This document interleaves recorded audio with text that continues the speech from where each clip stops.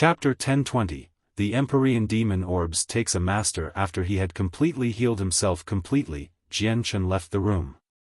Rui Jin and He Yu were waiting outside. Jian Chen's heart immediately warmed up when he saw how Rui Jin and He Yu still guarded him at all times, even in Mercenary City. He clasped his hands toward the two of them and said, "Senior Rui Jin and Senior He Yu, I have kept you waiting. It's no problem.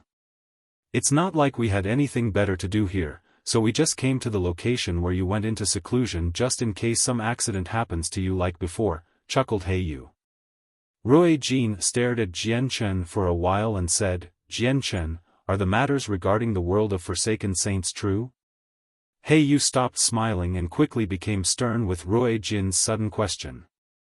Jian Chen nodded, "Correct. It's completely true. The seal to the world of Forsaken Saints really does exist below Mercenary City, and experts from that world attacked the seal. These attacks caused the trembles." Rui Jin became stern. He immediately stopped talking about it and said, "Jian Chen, let's go." Afterward, Jian Chen met up with Tai Ta once more. He spoke with him for a while before leaving the independent space with Rui Jin and He Yu together, returning to Mercenary City. Ming Dong was still in a crucial moment of his breakthrough, so it would be inconvenient for Jian Chen to disturb him. When Jian Chen returned to Mercenary City with Rui Jin and He Yu, the city had already returned to its previous appearance. The protective power had completely mended the cracks on the ground, as if it was not the crack-ridden city from before at all. The elders of Mercenary City announced a casual reason to explain the trembling of the city. They calmed down the panic and suspicion among the countless mercenaries. Under Rui Jin and He Yu's lead, Jian Chen went to find Hong Lian and Houston, who were currently recovering in an inn. They were both in the same inn. "I greet Uncle Xiao and Senior Hong Lian." Jian Chen greeted the two of them politely as soon as he met them. He quickly glanced past them and found that Houston was still injured and had a pale face. On the other hand, Hong Lian seemed fine, except for the exhaustion she struggled to hide. Jian Chen could also sense clearly that Hong Lian's presence was much weaker than before. Although Hong Lian was a phoenix that had lived for several millennia, she only seemed to be in her 20s. Hong Lian immediately began to glare at Jian Chen viciously when she heard how he referred to her. Then, she said with some slight anger, "What senior? Jian Chen, do I really look that old?" Jian Chen became stunned with that. He had never expected Hong Lian to react so violently from being referred to as senior. Rui Jin smiled at how Hong Lian had reacted and said, "Hong Lian, since when did you become so much like a young girl? It doesn't seem like you." Hong Lian used her hand to play around with her hair. After that, she turned around and sat down on her bed. She stared at Jian Chen in interest and said, "Jian Chen, I've paid quite a heavy price to save you. 4 consecutive rebirths will lead me into 40 years of weakness. Talk, what treasure will you give me to make up for my loss?" Hong Lian did not seem to be joking at all and her words were seriousness. "I will never forget Senior's kindness for saving my life. I will definitely return the favor unfold if I get the chance in the future," said Jian Chen, as he clasped his hands without any extra thought. Rui Jin walked over and patted Jian Chen's shoulder. He smiled gently and said, "Jian Chen, Hong Lian's joking with you. Don't treat it so seriously." Hong Lian seemed to have not heard Rui Jin's words at all. She glared at Jian Chen rather unhappily and said, "I said to not call me senior." "Jian Chen, listen closely. Don't ever call me senior again. Just call me by my name, Hong Lian. Okay?" Jian Chen clasped his hands at her. After some thought, he said, "Hong Lian, Uncle Xiao, you're still injured. Why don't you enter the artifact space? I can get the artifact spirit to heal all your wounds." Houston's eyes lit up with that. He coughed twice and said rather weakly, "That works. With the help from the Saint artifact of the Radiant Saint Master Union, I can recover from these injuries that would normally take several decades in a short while. Then, Jian Chen pulled out the Saint artifact and sent Houston into the artifact space. Afterward, he turned to Hong Lian and said, "Why don't you enter the artifact space as well to heal, Hong Lian?" Hong Lian glanced at Jian Chen, and she closed her eyes to focus on her meditation. She said, "My weakness is from backlash of the rebirth of fire. My strength has fallen from great perfection to the fifth heavenly layer, and the Saint artifact can't heal it. I can only recover slowly. Of course, if you have any extremely valuable heavenly spiritual resources, that can reduce my time of weakness as well." Heavenly spirit resources? Does the dragon's saliva count? Jian Chen asked urgently. Hong Lian shook her head gently. Dragon saliva is only a heavenly resource. It's nowhere near the invaluable heavenly spiritual resources. Jian Chen became rather dejected. He knew that Rui Jin had brought over Hong Lian as a powerful helper. If she could fully recover her strength, he would have one more powerful helper at his side. "Master, the holy water of the Spirit Sea can help this little phoenix recover her strength." At this moment, the voices of the sword spirits sounded in his head. He had not heard them for quite a while. Jian Chen became delighted. He immediately focused his attention on his sea of consciousness and saw that the two sword spirit revolve around the multicolored stone in the form of two balls of light. In the recent years, the sword spirits had always been absorbing the stone to recover their strength. Jian Chen could clearly feel that the azulate sword spirit were much more powerful than before with a single glance, while the stone had also grown smaller.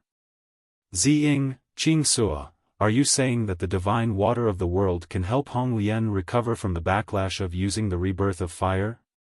Jian Chen asked. The holy water of the spirit sea that the sword spirits mentioned was the divine water of the world among the sea race. Correct. We understand a few things about the Phoenix clan. They will be weakened for a period of time every time they use their innate ability, the rebirth of flames, resulting in a great decrease in strength. If they use it consecutively, the period of time will be lengthened as well. It's fortunate that the little phoenix isn't powerful. Every time they use rebirth, it'll only result in 10 years of weakness. In our original world, it would be thousands, tens of thousands of years or even longer every time they used a rebirth. In order to shorten the amount of time weakened, a few experts of the Phoenix clan had traveled all over the world in search of a method. In the end, they found that the holy water of the Spirit Sea was a liquid that could help them, explained Ziying. Jian Chen's attention returned to his body. Although he knew that the divine water of the world could allow Hong Lian to recover immediately, he only had one portion, which was for forging the azul-lent swords. He could not give it to Hong Lian. "I'll immediately go looking for the water the next time I return to the sea race," thought Jian Chen. Currently, he believed he was strong enough to enter the dangerous areas of the sea realm in search of the water. Jian Chen entered the artifact space once more after he left Hong Lian to rest. He first visited Yu, Xiao Bai and his mother, comforting their alarmed feelings. Then, he directly proceeded to Uncle Xiu's location. Uncle Xiu made a full recovery very quickly under the healing of the artifact spirit's radiant saint force origin energy.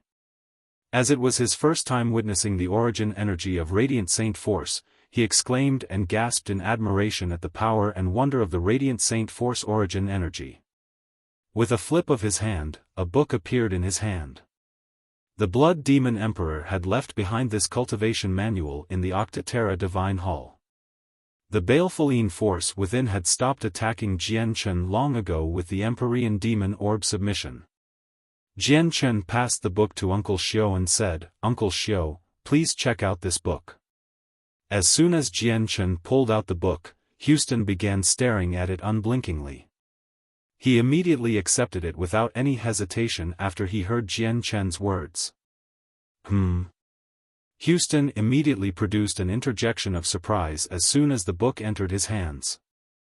His old and profound gaze also lit up in wonder, and he cried out as he stared fixedly at the book, Baleful Force. It's actually Baleful Force, and it's several-fold more powerful than the Baleful Force I control. Houston did not stop the Baleful Force and allowed it to worm its way through his body toward his soul. As soon as it came into contact with his soul, not only did it pose no threat to Houston, it was devoured instead, becoming part of his own power.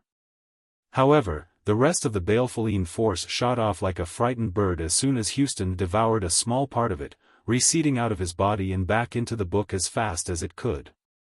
It fell silent, no longer daring to appear again. This Baleful Force actually even possesses a shred of intelligence. What a surprise, what a surprise, Houston could not help but sigh in wonder. He felt even more curious regarding the contents of the book and immediately began to flip through it. However, his expression changed when he saw just the first page.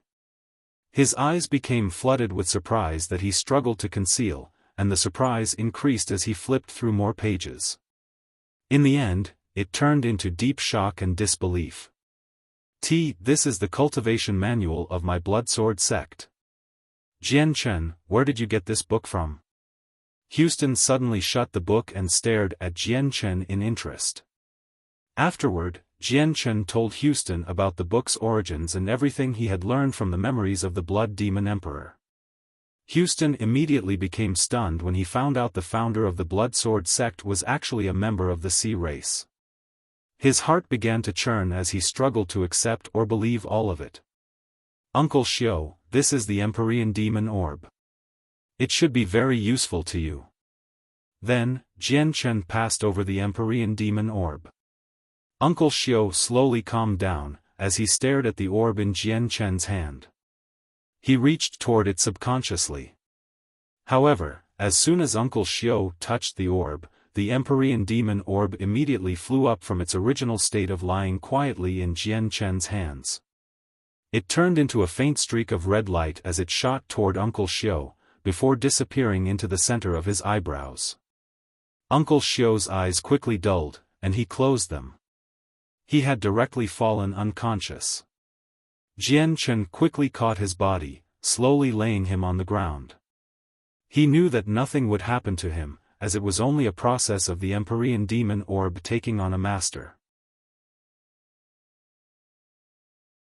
Chapter 1021, Tracks of the Murderers. Houston silently lay on the floor with his eyes closed.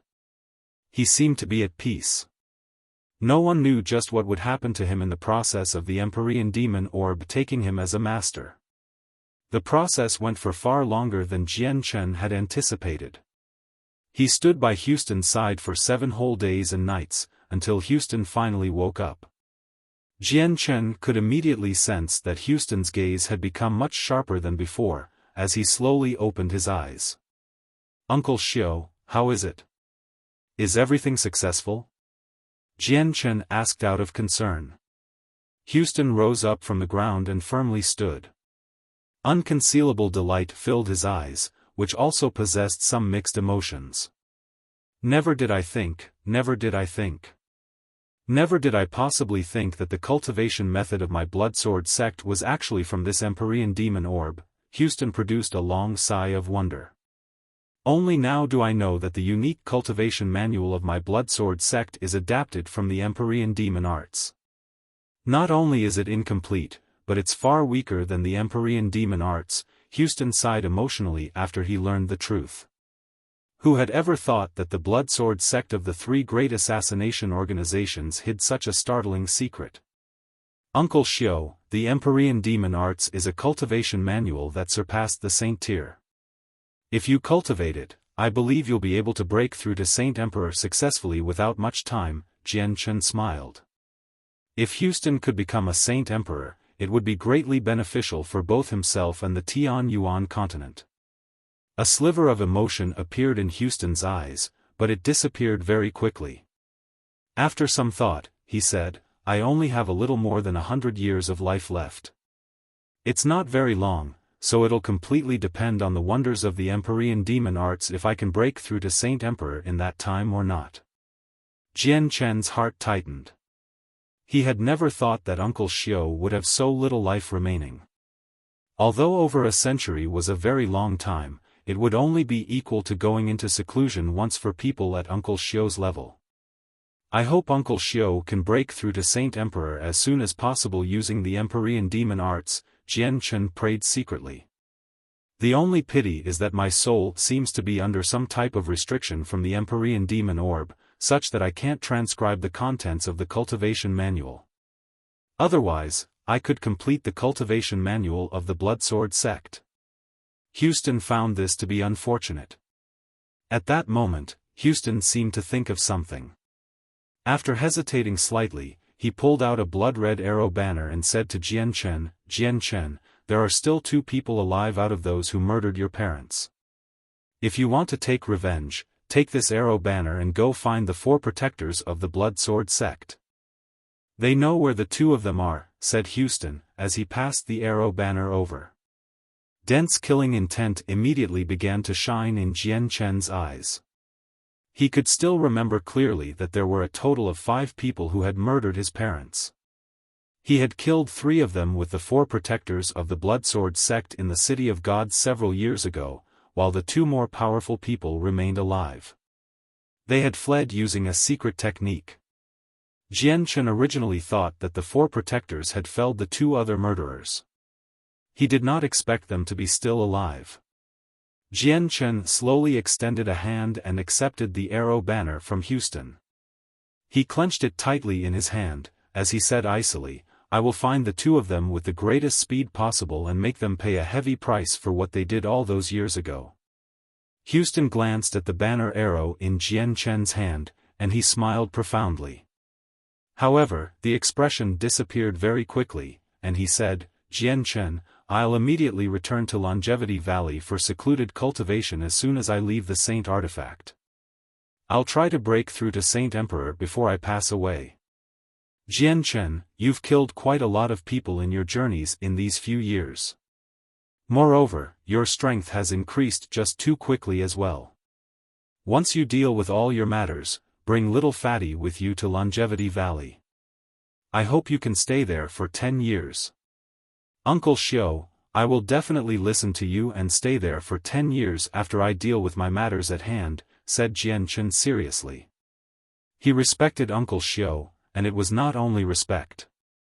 He knew that Uncle Xiao was thinking for him for all this time. Houston happily nodded. The fact that Jian Chen could remain neither arrogant or rash despite his increased strength satisfied Houston. Jian Chen left the Saint Artifact with Yu, Rum Guinness, Xiao Bai, and Houston. Houston bid farewell to everyone as soon as he left the city and returned to Longevity Valley alone. Jian Chen was impatient to find the other 2 murderers, so he did not stay for much longer in Mercenary City either. He directly moved off after he bid Tian Jian farewell. Big brother, are you leaving again? Just as Jian Chen made his way through the giant barrier around the city, he heard Xiao Ling's voice. She was unwilling to part with him, and she seemed like she was on the verge of tears. Jian Chen looked around but he did not see Xiao Ling. As a result, he spoke to the thin air, Xiao Ling, Big Brother still has some important matters to deal with, so Big Brother cannot stay behind with you. Big Brother will come and see you as soon as he has time, okay? Rui Jin, Yu, and Hong Lian did not show any odd expressions this time. Jian Chen seemingly spoke to himself. They looked around with a rather courteous gaze. They knew that the barrier spirit who had surpassed Saint Emperor was currently talking with Jian Chen. Additionally, she had concealed herself in this region of space.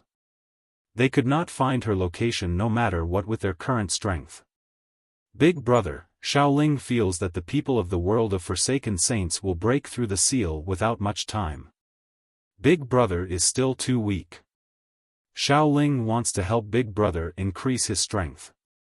Xiao Ling can invoke the mysteries of the world for Big Brother to comprehend. Xiao Ling's soft voice rang out. Her voice was no longer as energetic as Jian Chen had once heard. Instead, unhappiness, misery, and alarm filled her voice. Jian Chen could imagine how pitiful Xiao Ling was right now, even though he could not see her. Right now, Xiao Ling was like a fragile little girl that a group of despicable bad people had frightened. Without anyone to rely on like her parents, she was filled with helplessness and fear. Xiao Ling, Big Brother really has important things to deal with, so Big Brother can't comprehend the mysteries of the world that you can invoke. However, Big Brother has some friends. Why don't you invoke the mysteries for them to comprehend, so that they can grow stronger faster? Jian Chen said. However, he was internally delighted. With that, he could bring over all the 6th cycle Heaven Saint Masters and Saint Rulers from the Changyang clan of Lore City and get Xiao Ling to invoke the mysteries of the world for them to comprehend. As long as it's Big Brother's friends, Xiao Ling can invoke it all of them. Big Brother, are your friends them? But they're at the great perfection of Saint King. The mysteries of the world for breaking through to Saint Emperor are just too complicated. It's very hard for Xiao Ling to invoke it completely, so Xiao Ling might not be able to help them. Xiao Ling became slightly dejected as if the fact that she could not help Jian Chen left her very unhappy. No, of course, it's not them, Jian Chen quickly comforted Xiao Ling.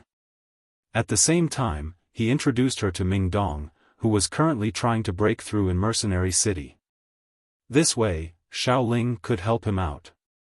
After some consideration, Jian Chen also left behind Rum Guinness, so that Xiao Ling could invoke the mysteries of the world for Rum Guinness to comprehend.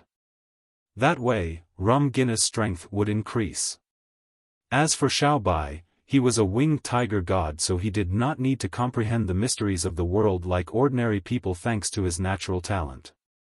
Enough energy was the only requirement, so Jian Chen did not leave behind the white tiger. On the other hand, Tai Ta was the war god of the 100 races. His path of cultivation was different from ordinary people. He did not need to comprehend the mysteries of the world. As a result, Xiao Ling did not need to invoke the mysteries for him. Jian Chen originally wanted to leave behind Yu as well, but she was just too weak right now. She was nowhere near the level where she needed to comprehend the mysteries of the world, so he could only drop the idea. Xiao Ling moved very quickly. As soon as Jian Chen told her the people to invoke the mysteries to, she immediately took Rum Guinness deep underground. Ming Dong, who was currently cultivating in an independent space of Mercenary City, also disappeared. Xiao Ling had secretly him taken away. Even Tian Jian failed to notice his absence. Jian Chen carried Yu, as he left Mercenary City with Rui Jin, He Yui, and Hong Lian. They traveled toward the location of the 4 protectors of the Bloodsword sect under the guidance of Arrow Banner from Houston. Once I eliminate the murders of my parents from all those years ago, I'll immediately return to the Changyang clan and bring over my great-grandfathers as well as Jie Tai. That way, Xiao Ling can invoke the mysteries of the world for them. I'll visit the Felicity Empire of the 3 great empires after that. Bai Jian, you've devastated my flame mercenaries, so I will definitely not forgive you, thought Jian Chen, as he soared in the air. These were his plans for the future. The blood-red arrow banner flowed with a faint red light in Jian Chen's hand, as it led the way. Since Jian Chen did not know the precise location of the 4 protectors, he could not get Rui Jin and the others to rip open a space gate and arrive there immediately. Chapter 1022, Luo Duo. The Longqi Kingdom was one of the 8 great kingdoms of the Tian Yuan continent. It stood as an equal to the Qinhuang Kingdom and possessed a history that was several tens of thousands of years long. One could not underestimate its power, while Saint Ruler stayed and protected the imperial palace. The Longqi Kingdom was just as peaceful as it was every other day. Its majestic and dominating halls filled the imperial palace. A vast and tremendous presence filled the surroundings. Groups of soldiers clad in armor patrolled the palace, as they moved around with their chests up high as they marched at a unison pace. They silently protected the peace of the palace. At this moment, 2 figures that were so blurry that they were almost invisible entered the palace extremely quickly. They silently shot toward the depths.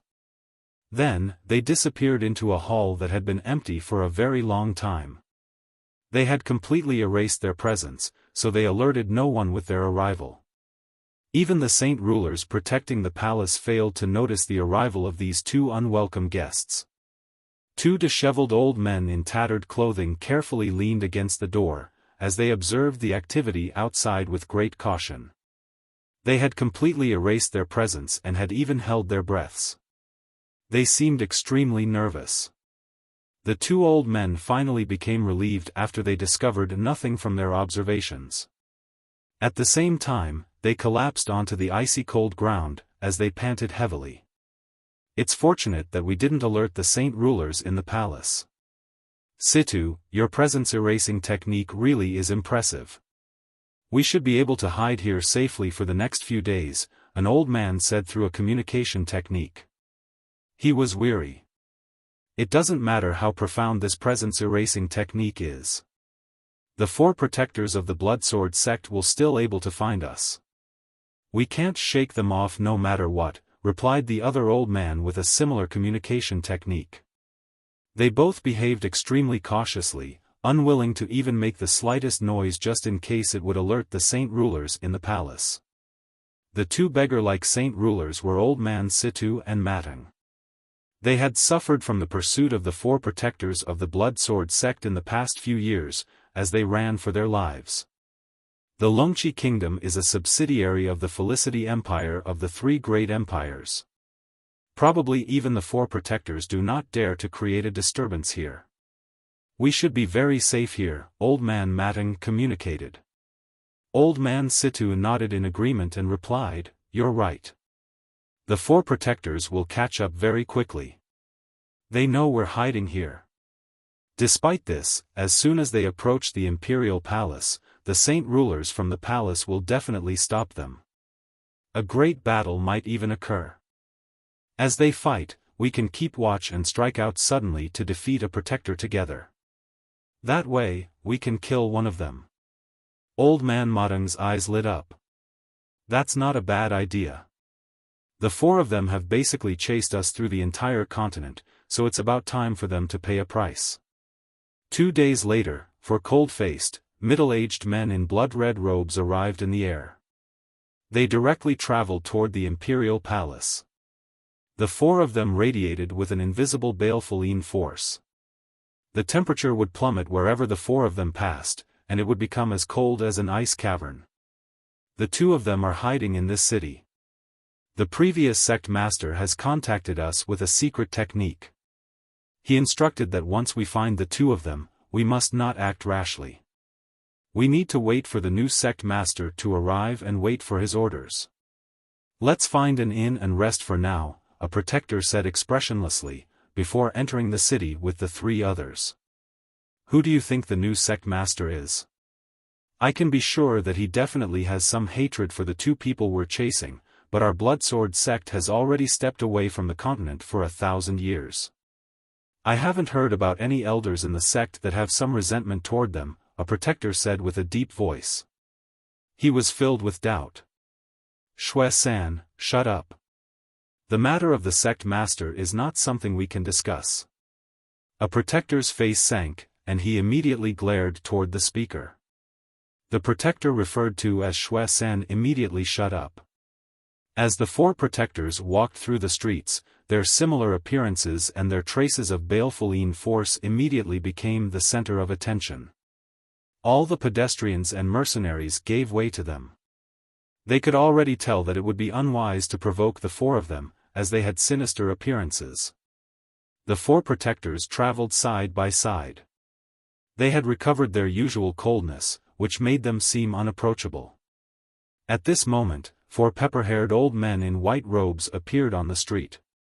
They also stood side by side, just happening to block the paths of the four protectors.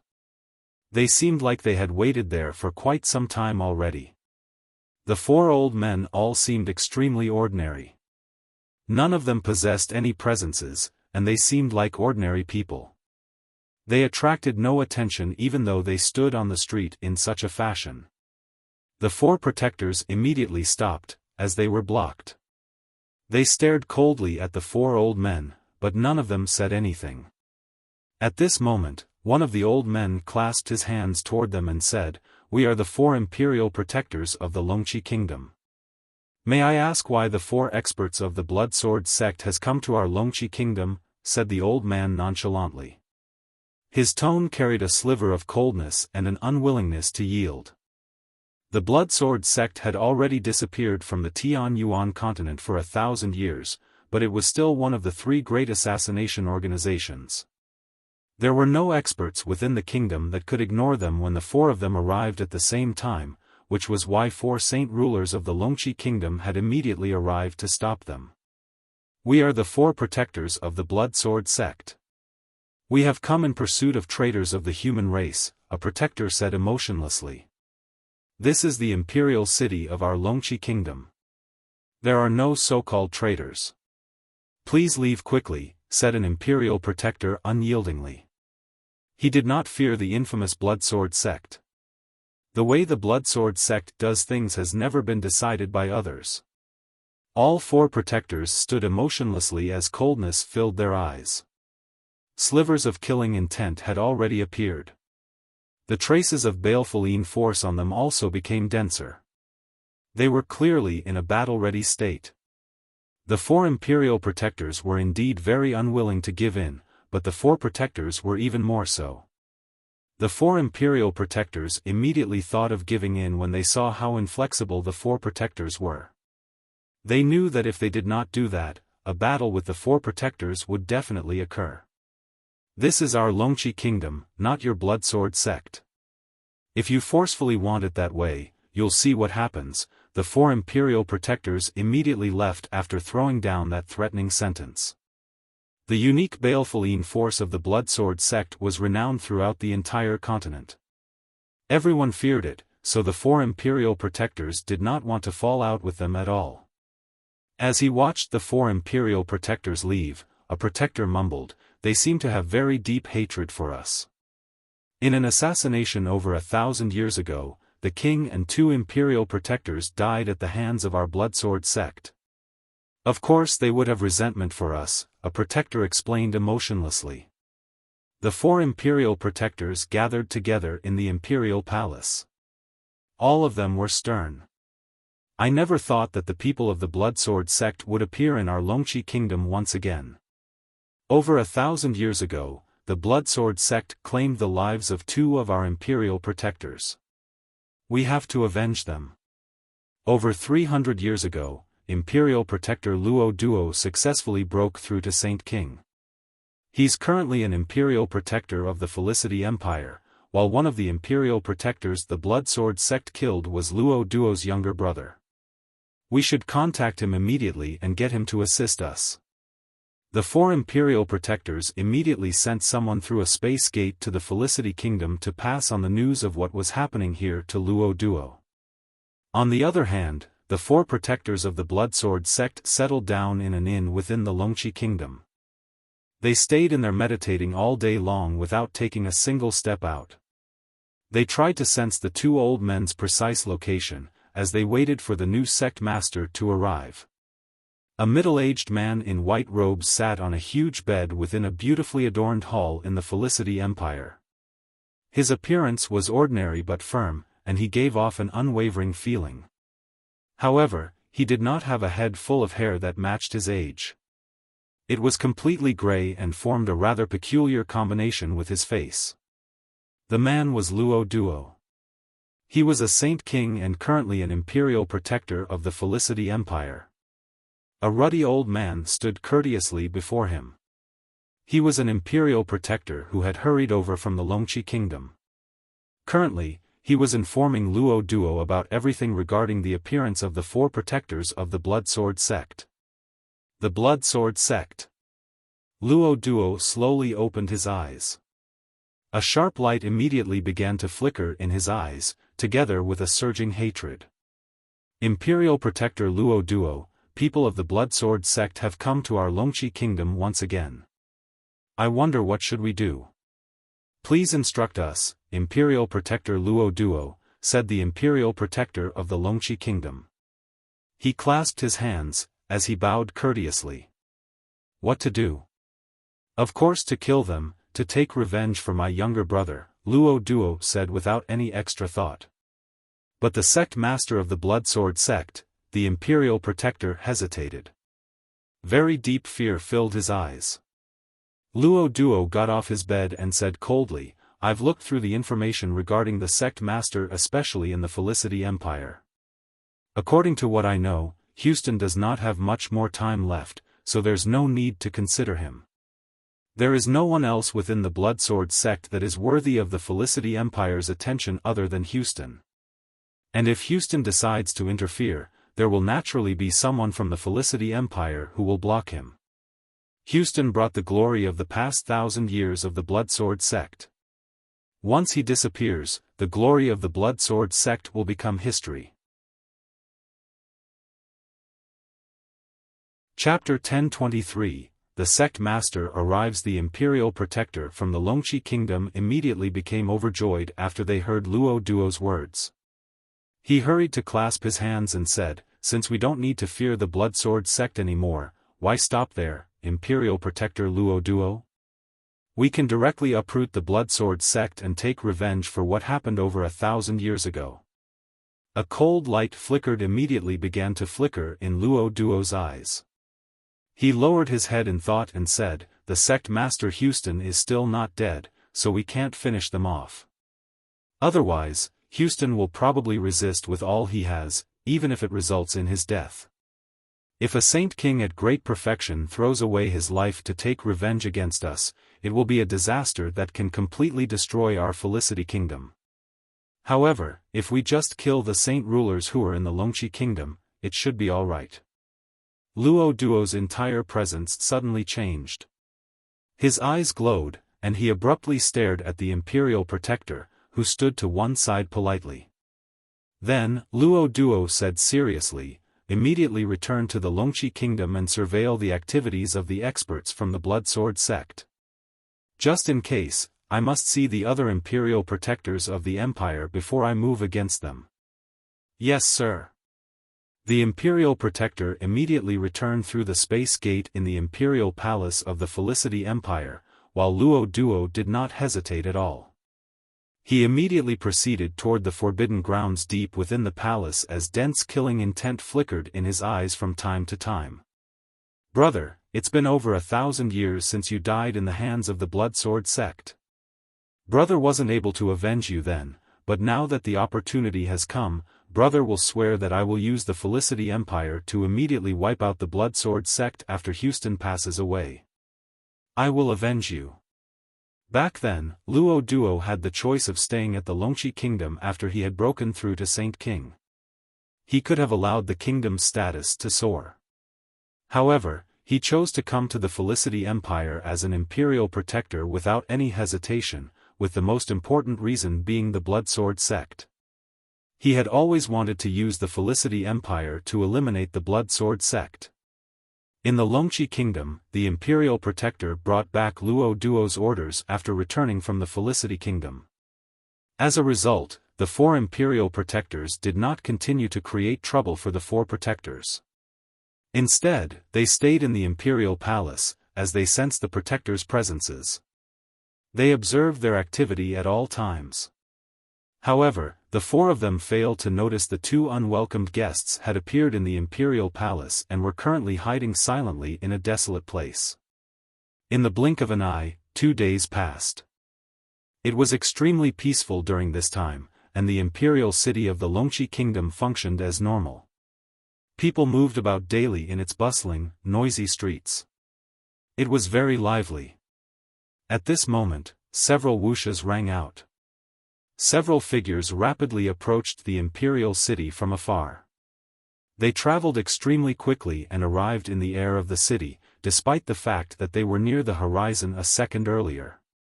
"They're in this city," said an extremely handsome young man in black robes. He seemed to be in his 20s.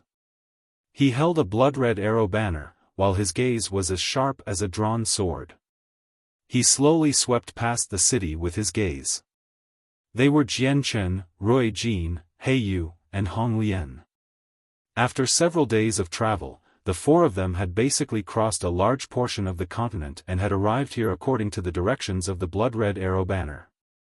Although they all flew, only Jian Chen was not at the great perfection of Saint King. Their comprehension of the mysteries of space was at an extremely great level. They traveled with spatial force. Although it was not as exaggerated as traversing millions of kilometers in a single step with a space gate, they were still unbelievably fast. As a result, Jian Chen used an extremely short amount of time to travel over 10 million kilometers from Mercenary City whilst Rui Jin carried him. As soon as the four of them arrived in the air of the city, the four protectors opened their eyes at the same time and roused from their meditations. One of them said, "I can sense the presence of the blood sword token. The new sect master has come. Let's go welcome them quickly." With four red blurs, the four protectors all flew out of the window. They appeared in the air like phantoms and faced Jian Chen. The four of them first gathered their attention on the blood-red banner arrow in Jian Chen's hand, before they slowly looked toward him. They became stunned when they recognized Jian Chen properly, where even their gazes became blank. They were filled with disbelief. None of them had ever thought that the new sect master was not a member of the upper echelon in the sect, but the young Jian Chen. Jian Chen remained as usual. He glanced past the four of them before he clasped his hands at them. "I am Jian Chen. Thank you, protectors." Jian Chen was still grateful toward the four protectors. He would never forget that it was the four of them who arrived in time when the Chongyang clan faced a disaster. They had prevented the clan from suffering too great of a loss.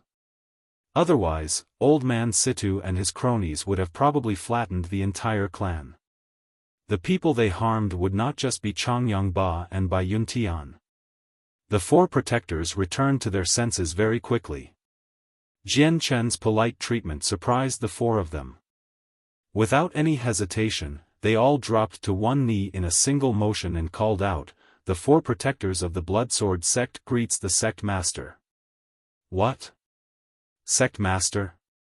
Jian Chen also became stunned with how the four of them referred to him, but he came to an understanding very quickly. There was probably a rule in the Blood Sword sect, that the owner of the banner arrow was equivalent to the sect master. As he was currently in possession of it, the four protectors naturally took him to be the sect master. "Please do not misunderstand, protectors. I am not your sect master. Uncle Xiao has only lent me this banner arrow.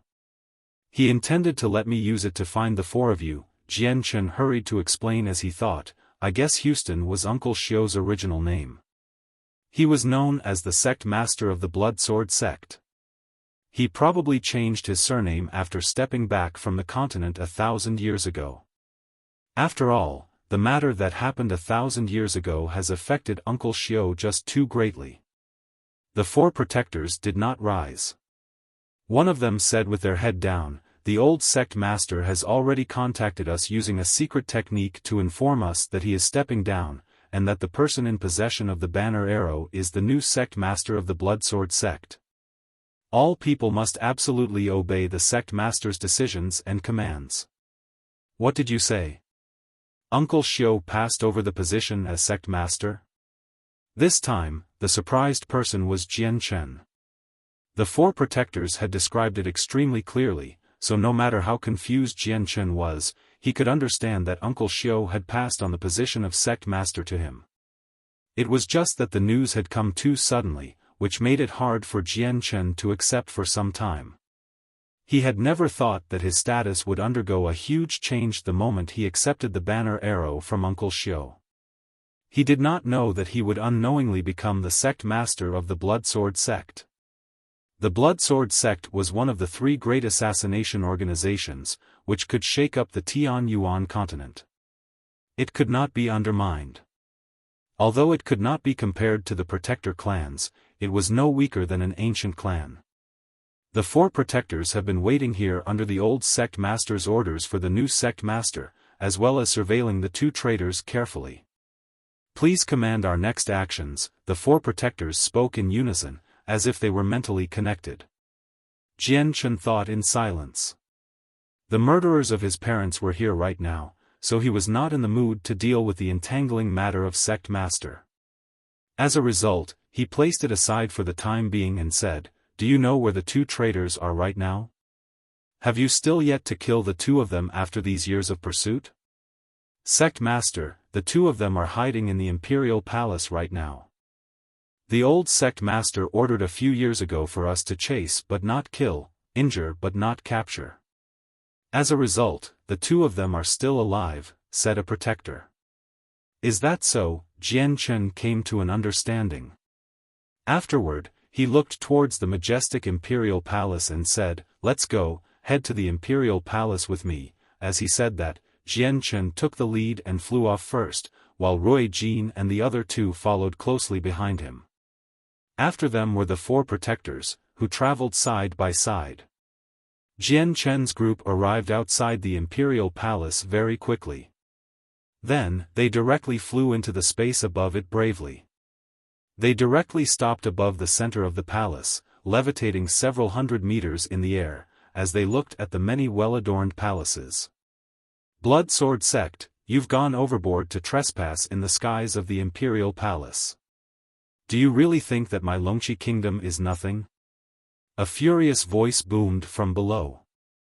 Although it sounded ancient, it was filled with vigor and resounded through the surroundings. It even dispersed the clouds. For ruddy old men flew out from the imperial palace with that.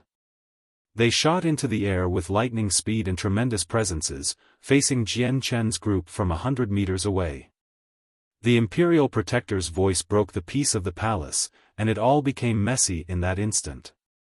A large number of guards surged out from various places of the palace, but when they discovered that the enemies were in the air, they immediately became dumbfounded. All they could do was watch anxiously.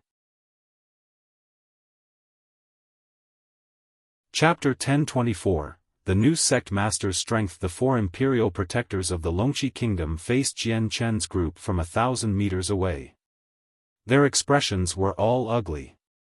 The people of the Bloodsword sect had already come, yet the imperial protector Luo Duo they relied on the most for this matter still had not arrived. This made them feel that the situation was extremely bad. Although 4 of the 8 people are hiding their presences and we can't sense their strength, they're floating in the air without the use of the energy of the world. They must be all saint rulers. That's 8 saint rulers. The 4 of us aren't their opponent, the 4 imperial protectors calculated themselves. They could not act rashly as their opponents outnumbered them. People of the Bloodsword sect, this is an important part of the imperial palace. You are not welcome here, so please leave immediately, an imperial protector said nonchalantly. Jian Chen furrowed his brows toward the cold attitude of the imperial protector. He glanced past the 4 of them and did not say anything. He immediately enveloped the imperial palace with his presence and found the 2 old cronies. They were hiding with their presences and had concealed themselves very quickly. Jian Chen clasped his fist toward the imperial protectors and said, "Sirs, I am in pursuit of enemies. The enemy is currently hiding in the imperial palace, so please make an exception for me." "Humph, the enemies you speak of as members of the Bloodsword sect are probably people that others have placed a rich remuneration on. You all act too arrogantly. Our Longqi kingdom may not be as great as you all, but we're not something that can be trampled on. Don't you dare kill anyone within the imperial palace," said an imperial protector in an unyielding tone. They thought Jian Chen had come to kill some important figure within the palace. Jian Chen's face sank slightly when he heard this, and he said, "If the 4 of you insists on stopping us, I can only run the risk of offense." The 4 imperial protectors shivered inside. They knew that conflict was unavoidable, so they immediately began to radiate with tremendous presences. At the same time, saint weapons appeared in their hands, and they were now ready for battle. Jian Chen's lips curled into a sneer. Just as he was about to take action, 4 blood-red blurs flashed before him.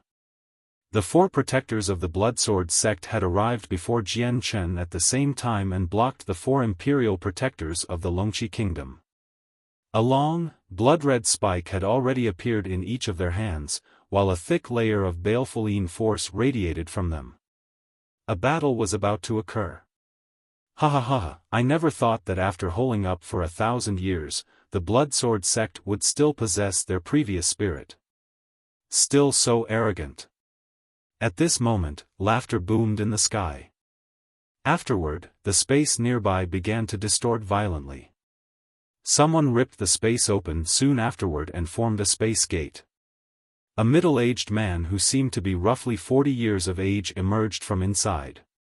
He possessed an ordinary appearance, except for the fact that his hair was already gray.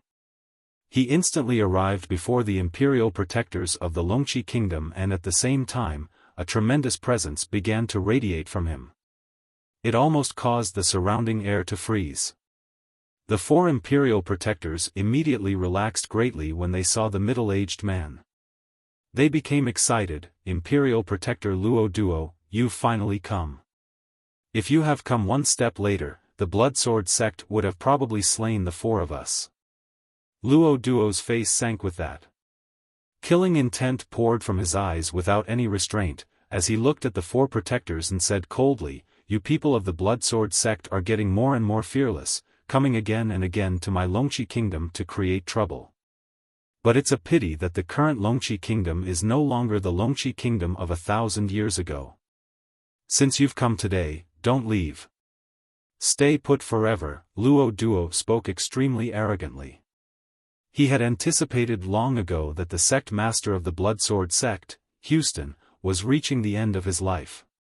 Even if he killed a few of the sect's experts, Xiaofan would not run such a huge risk to come and offend the Felicity Empire.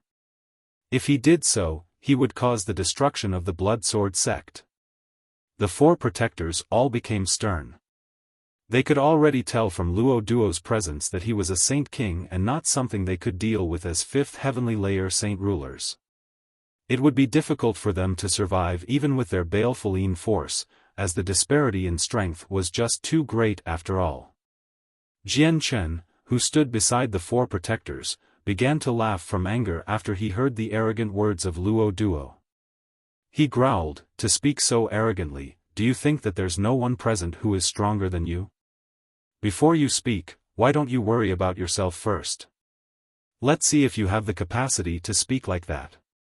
Luo Duo immediately focused his glare onto Jian Chen, before he quickly scanned past Rui Jin, He Yu, and Hong Lian behind Jian Chen. He could not tell their strength, but he felt no fear, as he had the support of the Felicity Empire. Brat, who are you? Name yourself, Luo Duo growled at Jian Chen. How dare you? He is the new sect master of the Blood Sword sect. You cannot be so impolite, a protector of the Blood Sword sect called out before Jian Chen could respond. A sliver of surprise immediately flashed across Luo Duo's eyes when he learned that Jian Chen was actually the sect master. He could not help but observe him closely. He smiled gently and said, I never thought that you'd be the new sect master of the Blood Sword sect. It has really surprised me. May I ask if Senior Xiaofan is well? Who do you think Senior Xiaofan is? Do you think he's someone who you can ask about? However, since you said that you wanted to keep the people of the Blood Sword sect here forever, let's see the great skills that you possess and see if you have that capacity or not, Jian Chen said emotionlessly. Then, he passed the 4 protectors and arrived at the very front.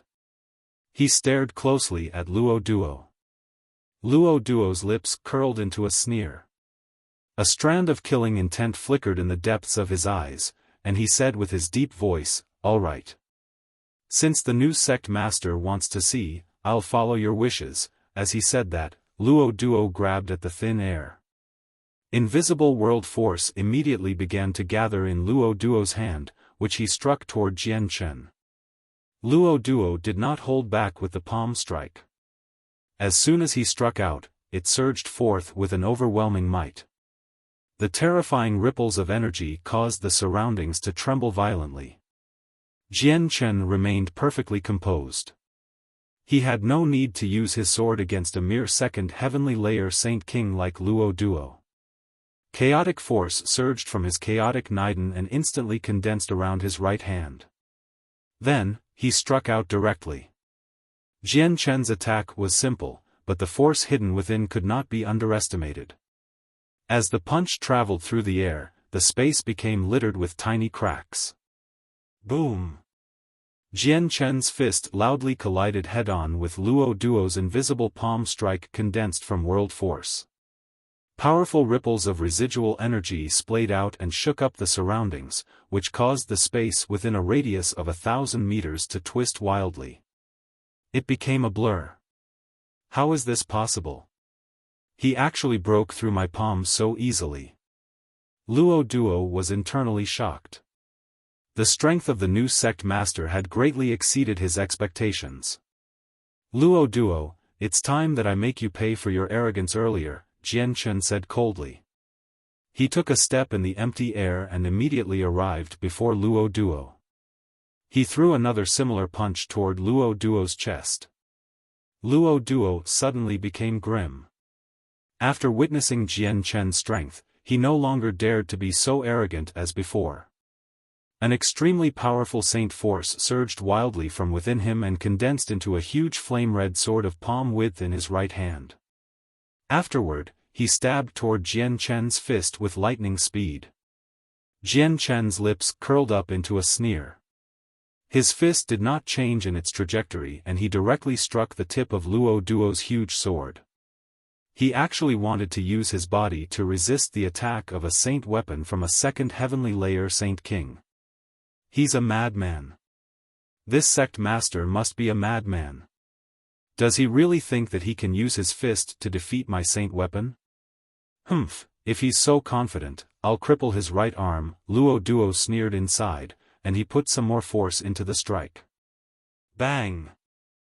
Jian Chen's fist collided with Luo Duo's sword and produced a muffled sound. A terrifying force knocked the fist and sword apart, before splaying out in all directions. It shook up the 4 imperial protectors and the 4 protectors of the Bloodsword sect who watched in the surroundings were helplessly knocked backward.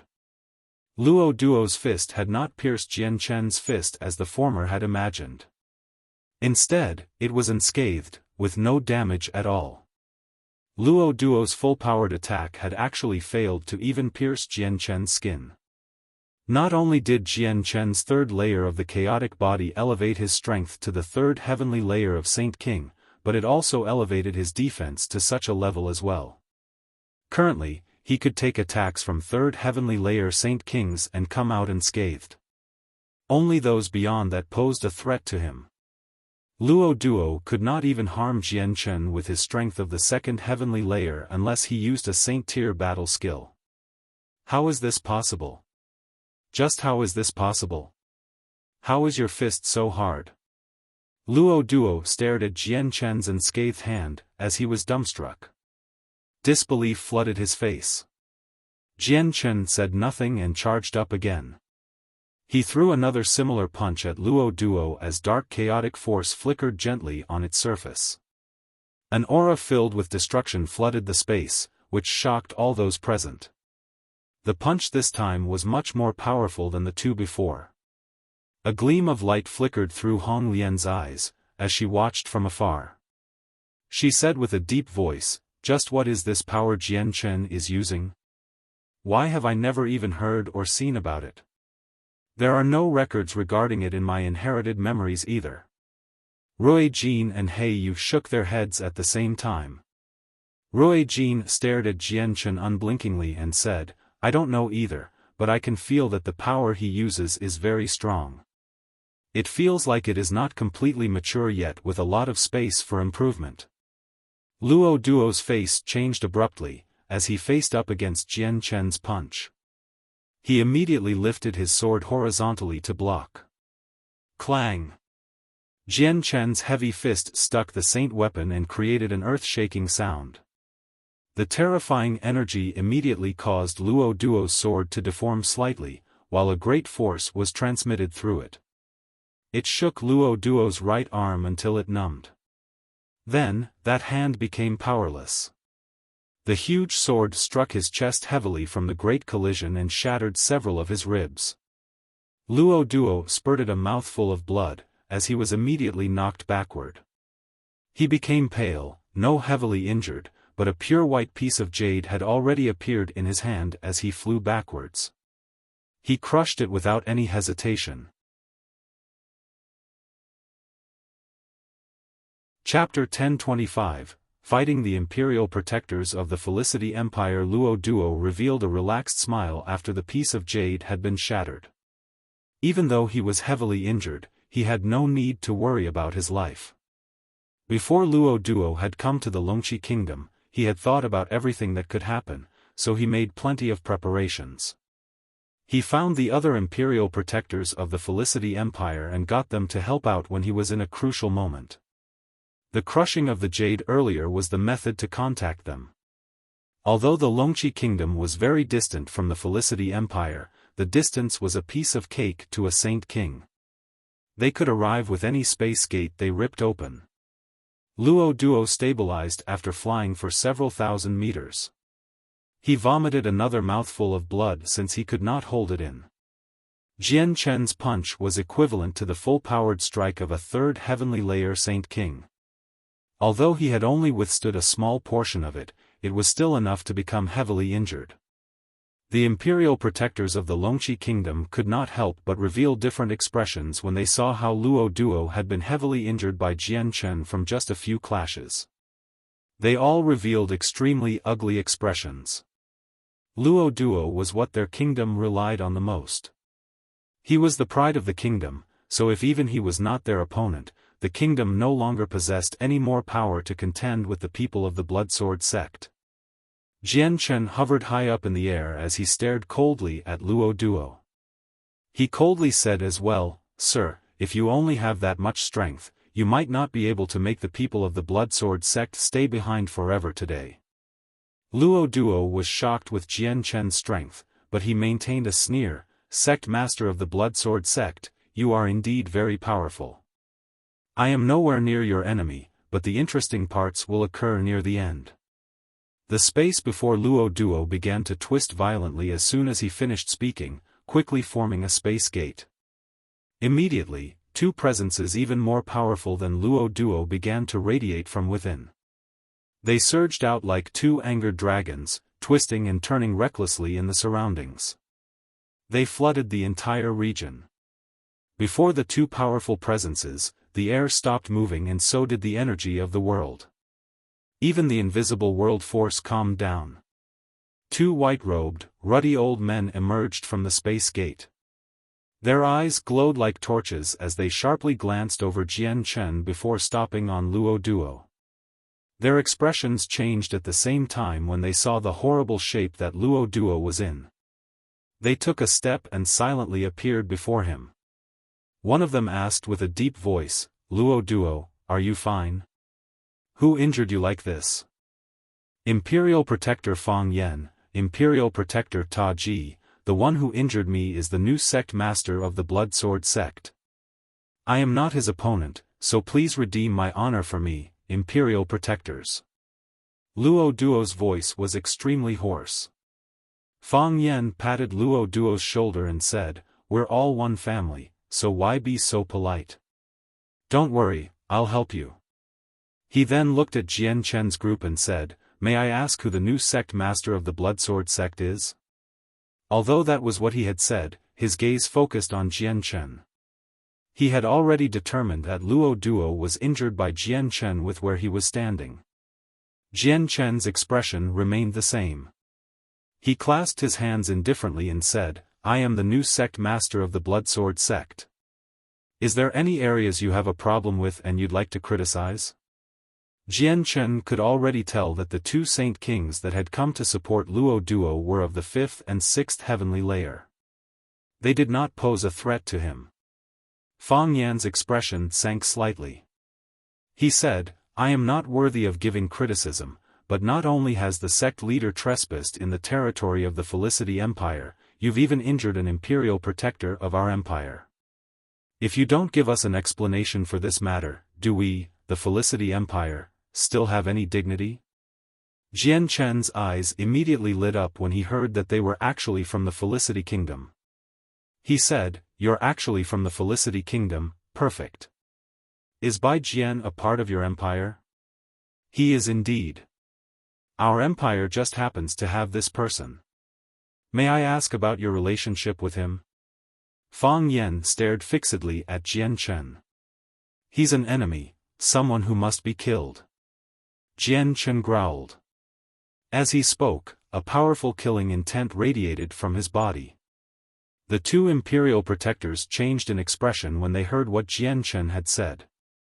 Ta Ji took a step and advanced until he was only 100 meters away with an extremely sharp presence.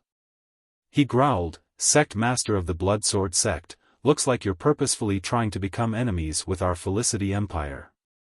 If that's the case, allow me, Ta Ji, to witness your strength and to see if you're on Houston's level or not, to speak in such an arrogant fashion." Ta Ji extended a finger and the energy of the world and the surroundings immediately became abnormally energetic after it had just calmed down with their arrival. It gathered at the tip of his finger with unbelievable speed, condensing into an extremely powerful attack that shot towards Jian Chen. Ta Ji's strength was at the 6th heavenly layer of Saint King. He was stronger than Fang Yan. Jian Chen could no longer deal with such a powerful attack as easily as he had dealt with Luo Duo. He immediately removed his Emperor armament from his space ring, directly stabbing out with lightning speed. A gray light shot from the tip of Jian Chen's Emperor armament. It ripped the surrounding space with an aura of destruction as it shot towards Ta Ji with great speed. The gray sword chi advanced with no hindrance, traveling through Ta Ji's finger attack of world force before continuing on towards Ta Ji with no reduction in force. Ta Ji's complexion changed. He had never thought that the new sect master would be so powerful. He immediately became much more cautious. At the same time, extremely powerful Saint Force surged wildly out of his body, quickly condensing into a long sword that was 3 fingers wide in his right hand. Afterwards, he chopped out with lightning speed, shooting out a powerful and sharp sword chi which collided with Jian Chen's attack. Boom! A great sound rocked the area as the two sword chis collided. The powerful residual energy caused the surrounding space to tremble non-stop. Ta Ji's sword chi disappeared mid-air, dispersing in the form of basic energy. The sword chi condensed from chaotic force remained fine, continuing towards Ta Ji and arriving before him in the blink of an eye. Ta Ji's expression abruptly changed. It was already too late for him to dodge, so all he could do was hold his sword horizontal before him. A great boom exploded as soon as the chaotic force sword chi collided with Ta Ji's saint weapon. Ta Ji was knocked back uncontrollably. He flew for over 10 kilometers before stabilizing himself. He was in shock, completely shocked by the strength of the new sect master of the Bloodsword sect. Even with his strength as a Saint King at the 6th heavenly layer, he struggled against a single sword chi from him, which filled him with disbelief. The new sect master was just too strong.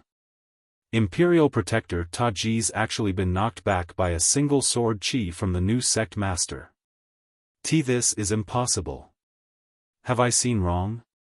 Imperial Protector Ta Ji is a 6th heavenly layer Saint King. Luo Duo stared at Ta Ji in disbelief as his eyes bulged. His heart began to churn. Emperor armament. It's actually an Emperor armament. Fang Yan cried out. He stared unblinkingly at the weapon in Jian Chen's hand as deep envy and shock leaked through his eyes. Ta Ji wielded his sword with his right hand and fused with the surrounding space. He arrived beside Fang Yan over 10 kilometers away with a single step and stared at Jian Chen's Emperor armament in interest. Only after a while did he sigh in surprise. It really is an Emperor armament. The power of Emperor armaments really are just too powerful. The reason the sect master can knock me back with a single attack is all because of the Emperor armament. If you didn't have it, you definitely would not be my opponent. Fang Yan's eyes grew cold and he said, Ta Ji, since we're not the sect master's opponents on our own, let's work together.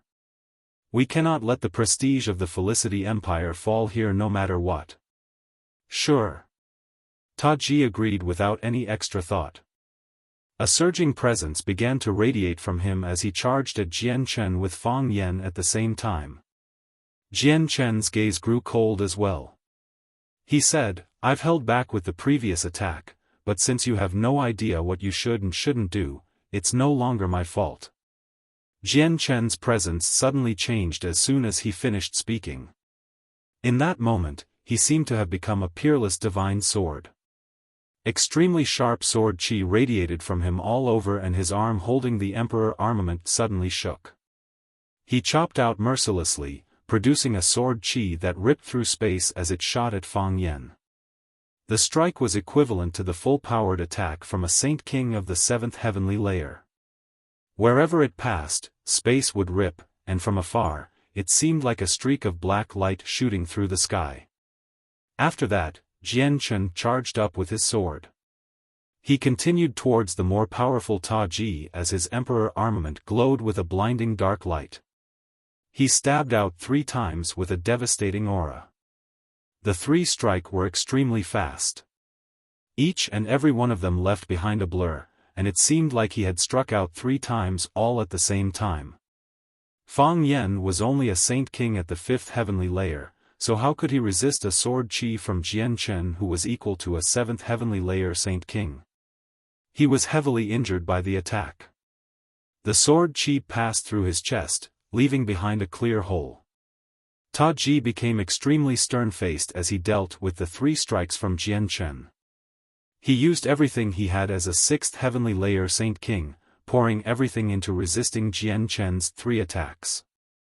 However, due to their difference in strength, Taji only managed to block 2 of the attacks. The 3rd strike pierced his heart, causing his entire body to be impaled by the sword. Bam! Jian Chen kicked Taji's chest along the way and knocked him far away as he vomited blood.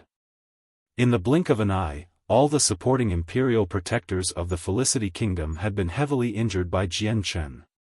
No, impossible. Luo Duo and the 4 imperial protectors of the Longqi Kingdom all paled when they saw what had happened. Fear began to quickly rise in their hearts. Chapter 1026, The Great Divination Technique. Taji and Fang Yan hovered in the air with pale faces. Residual blood remained on the corner of their lips while their snow-white robes had been dyed red with blood. They seemed to be extremely miserable. Jian Chen did not kill Taji and Fang Yan. The Tian Yuan continent would be facing a disaster in the near future. Taji and Fang Yan were 5th and 6th heavenly layer Saint Kings, so they would be a part of the major force that would repel the invasion from the world of Forsaken Saints. The 2 of you are nowhere near my opponent. Go. You are not to interfere with any matters of the Bloodsword sect today. Otherwise, you will be taking the Bloodsword sect on as an enemy, Jian Chen said as he put the emperor armament away. Taji and Fang Yan looked at each other. They were both troubled, and they glanced at Luo Duo who was also heavily injured. They produced a soft sigh and said nothing else, directly ripping open a space gate and leaving through it. The both of them knew that Jian Chen possessed the ability to kill them from the battle before, but he showed mercy in the end. This was why they did not throw down any threats before leaving. Taji and Fang Yan left together, returning to the Felicity Empire. Luo Duo lost his greatest insurance with their departure, so his face also became bleak. However, a gleam of light flickered through his eyes very quickly, and without any hesitation, he ripped open the surrounding space to create a space gate. However, before it had completely formed, Jian Chen suddenly appeared beside him and he punched at the gate. He caused space to shake violently, forcefully preventing the space gate's formation. You have extremely strong killing intent for the Bloodsword sect. If I let you go today, you will definitely cause great harm to the Bloodsword sect once you become powerful, so you better stay behind today. Jian Chen's presence surged as he coldly stared at Luo Duo. Afterwards, he punched Luo Duo's chest, causing it to cave in completely. His ribs and organs turned to mush. Mouthfuls of blood spurted from Luo Duo. He endured his injuries and icily stared at Jian Chen. He called out, "I am an imperial protector of the Felicity Empire. If you kill me, the Felicity Empire will definitely flatten your Bloodsword sect. Houston will be passing away soon. He cannot protect the Bloodsword sect." Jian Chen's face immediately sank with that. Killing intent surged in his eyes as he growled, "You're looking to die for disrespecting Uncle Xiao." Jian Chen radiated with a terrifying killing intent as he pursued Luo Duo. A faint layer of chaotic force covered the surface of his fist as he struck Luo Duo's head. Luo Duo's head exploded with Jian Chen's angry punch. His soul was wiped out before it could even flee. Luo Duo had never thought that he had sped up his own death instead of saving his life with what he had just said even as he died. Imperial Protector Luo Duo. The 4 Imperial Protectors of the Longqi Kingdom all witnessed Luo Duo's death. They all stared wide-eyed, torn between grief. Jian Chen glanced at the Imperial Protectors torn between sadness and anger. Perhaps due to the fact that his increase in strength affected his mind, he did not bother to deal with the 4 saint rulers of the Longqi Kingdom. That was, of course, given that there was no irresolvable disagreements between them. Jian Chen did not look at the saint rulers again as flew towards the imperial palace. He had already locked onto Old Man Situ's and Mading's presence. The 4 protectors of the Bloodsword sect did not bother with the imperial protectors when they saw how Jian Chen did not try make things difficult for them. One of them removed Luo Duo's space ring from his finger, before following Jian Chen toward a desolate area within the imperial palace. Currently, Old Man Situ and Mading leaned against the door in fear, peeping through a tiny slit to see the situation outside. They gently trembled as their lips jittered. They were filled with deep fear. The 2 of them had witnessed the battle in the sky as they hid. They were naturally familiar with Jian Chen's appearance since they had chased him down in the City of God before. They had just witnessed Jian Chen heavily injure 2 Saint Kings consecutively, as well as kill one without any difficulties. They were deeply astounded by his strength, struggling to accept it all as true. Situ, do you think that he's actually Jian Chen? Old Man Mading said through a communication technique. His teeth loudly chattered, producing an audible sound. We're done. We're done this time. How did Jian Chen's strength suddenly become so great? I clearly remember that he was not as strong as the 2 of us when we first met him in the City of God. Old Man Situ's face had completely drained of blood. In that moment, deep fear had replaced all his other emotions. Suddenly, Old Man Mading's expression changed. He cried out, "Shit, they're heading in our direction. How did I forget? The experts of the Bloodsword sect have methods to find us. Run!" The 2 old men no longer bothered to conceal their presences. They shot through the roof, fleeing into the distance with their greatest speed. Jian Chen's killing intent immediately began to explode through his attempts to suppress it when he saw the murderers of his parents. His killing intent began to permeate the surroundings, causing the temperature to plummet. He yelled out, "Do you really think you can flee before me?" Jian Chen's voice was extremely loud and clear. It suddenly shook the sky like a clap of thunder. It was deafening. Old Man Situ and Mading froze. They immediately began to tremble from Jian Chen's voice and unconsciously stopped. They were filled with fear. Before Saint Kings, they could not even flee with their current strength. Jian Chen ran over from afar with a dark face.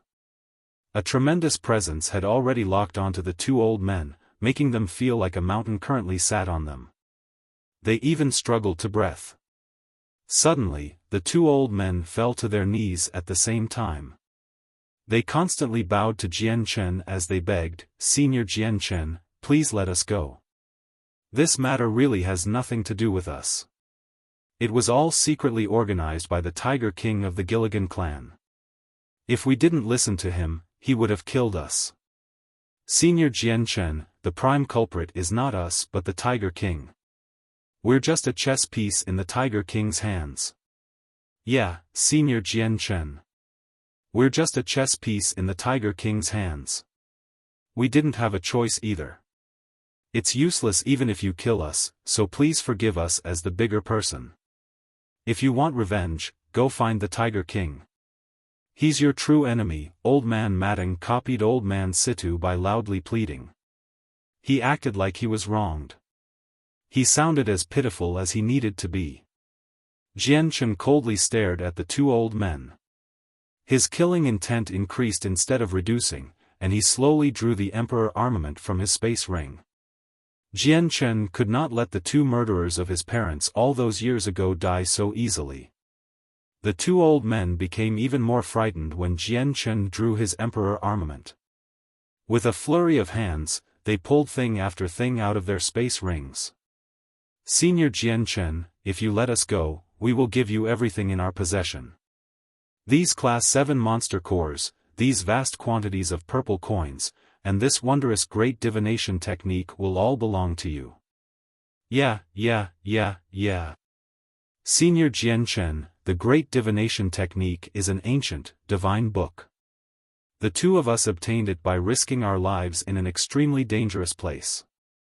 The value of this book far exceeds the lives of us two old men. We will use it to exchange for our lives. Senior Jian Chen won't be losing anything in this deal. The two old men both held part of a booklet in their hands.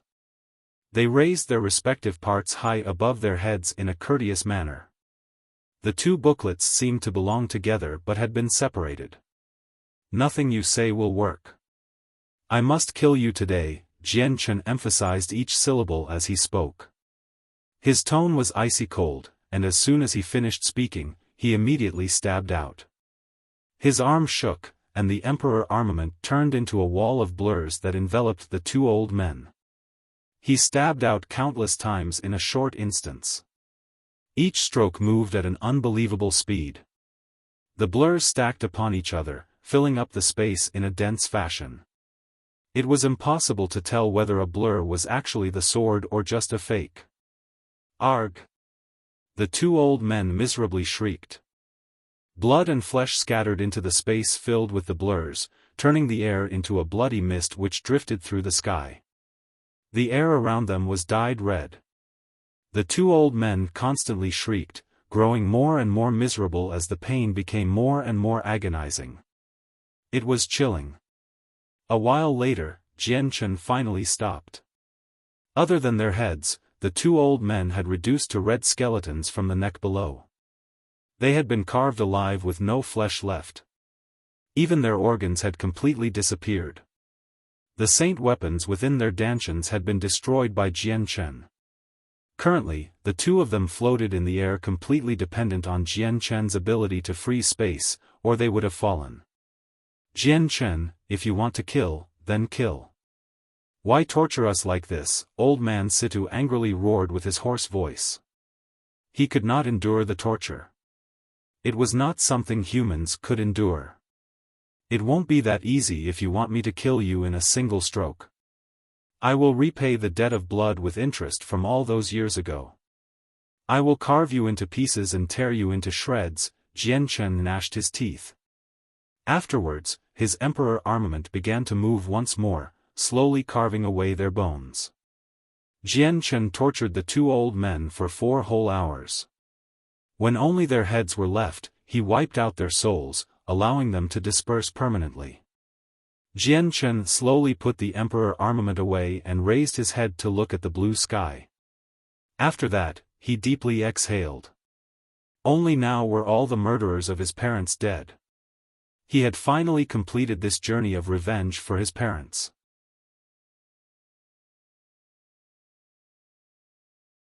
Chapter 1027, A Book of a Way. Although the two old men had died in such a cruel fashion, it was far from enough to make up for the pain they had brought to Jian Chen when they killed his parents.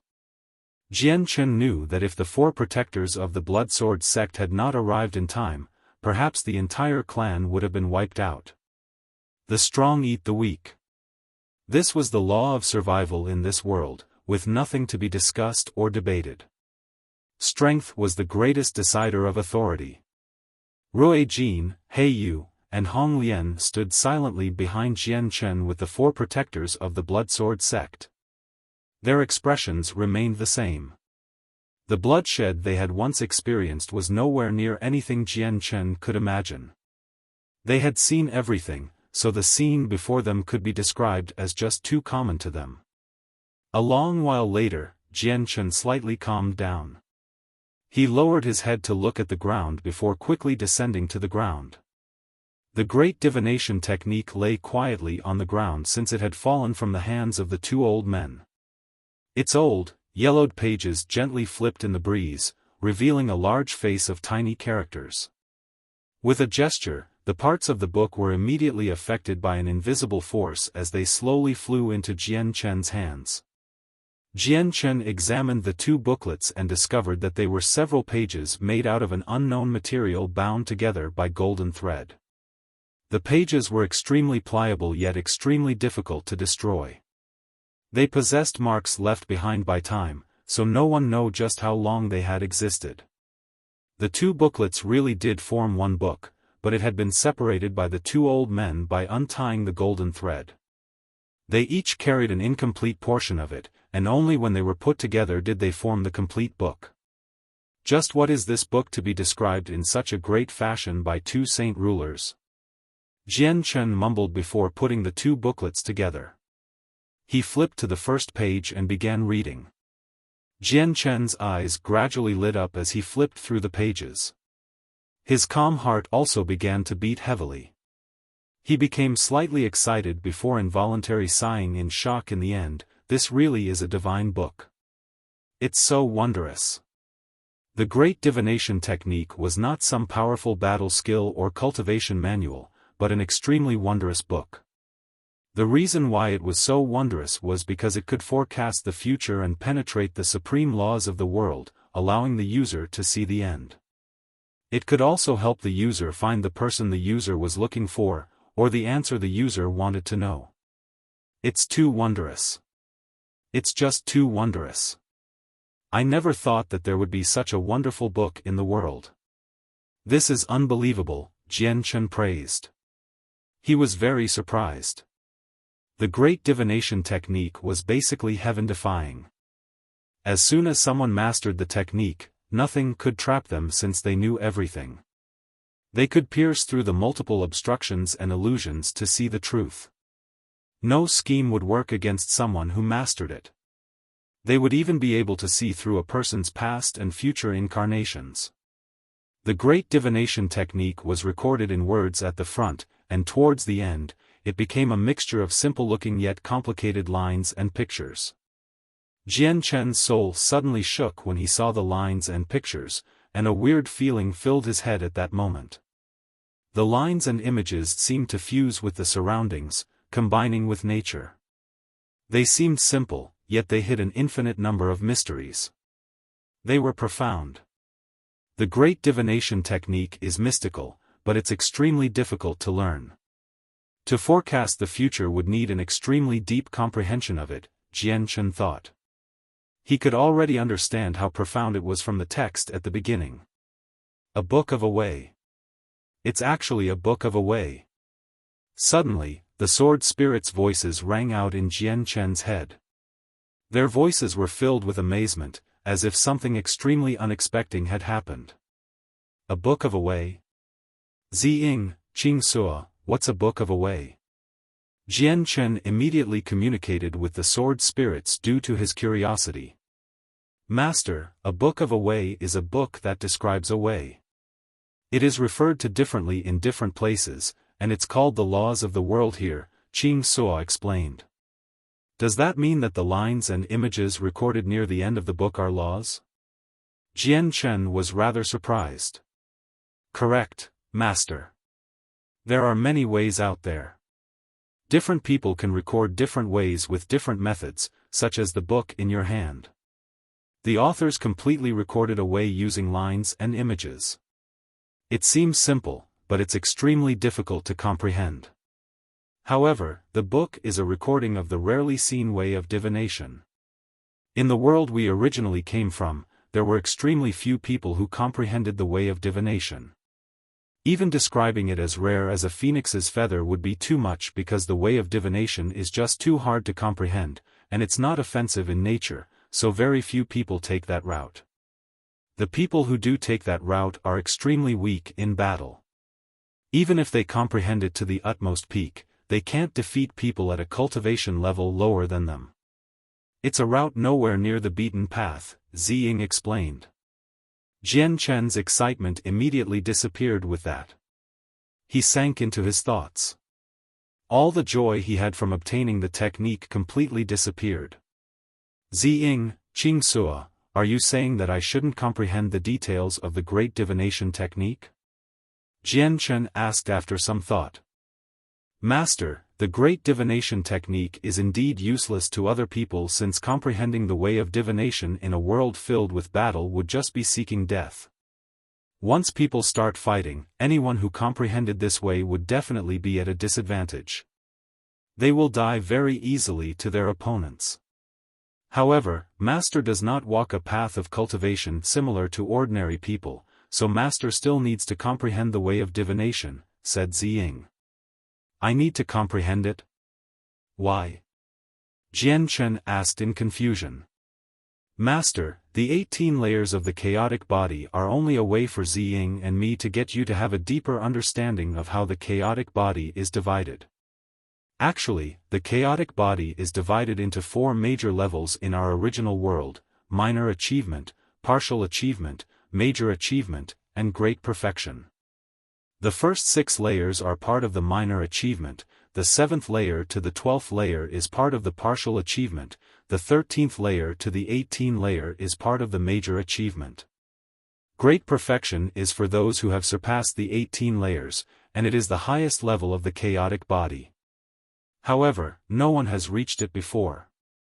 Does that mean that my chaotic body is only halfway through the minor achievement, and that I'm still quite far from the peak of minor achievement? Jian Chen thought. Master, the minor achievement of the chaotic body only requires energy to cultivate, but once you reach partial achievement, you need to comprehend ways, or laws of the world, to continue your increase in strength. As for great perfection of the chaotic body, it requires the comprehension of 3,000 great ways. Only by making the 3,000 great ways a source can someone reach great perfection and refine true chaotic force. As a result, Master needs to comprehend the way of divination, Ziying explained. Jian Chen finally felt a little better. He mumbled inside, looks like I can't benefit from the great divination technique that I just obtained at all right now.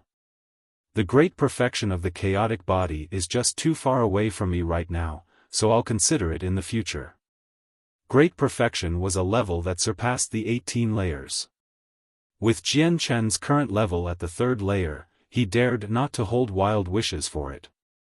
After communicating with the sword spirit, Jian Chen placed the great divination technique into his space ring. Although the fact that the technique contained the method to know everything in the world and it did tempt him, Jian Chen also knew that reaching a high level of comprehension of the technique would be extremely difficult. It would take up an extremely great amount of time, yet he had not even dealt with the matters at hand, so right now was not the time to comprehend.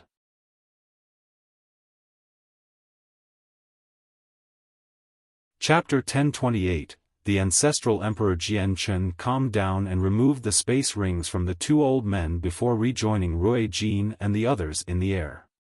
He said, Senior Rui Jin, I want to go to the Felicity Empire next. Please create a space gate for me.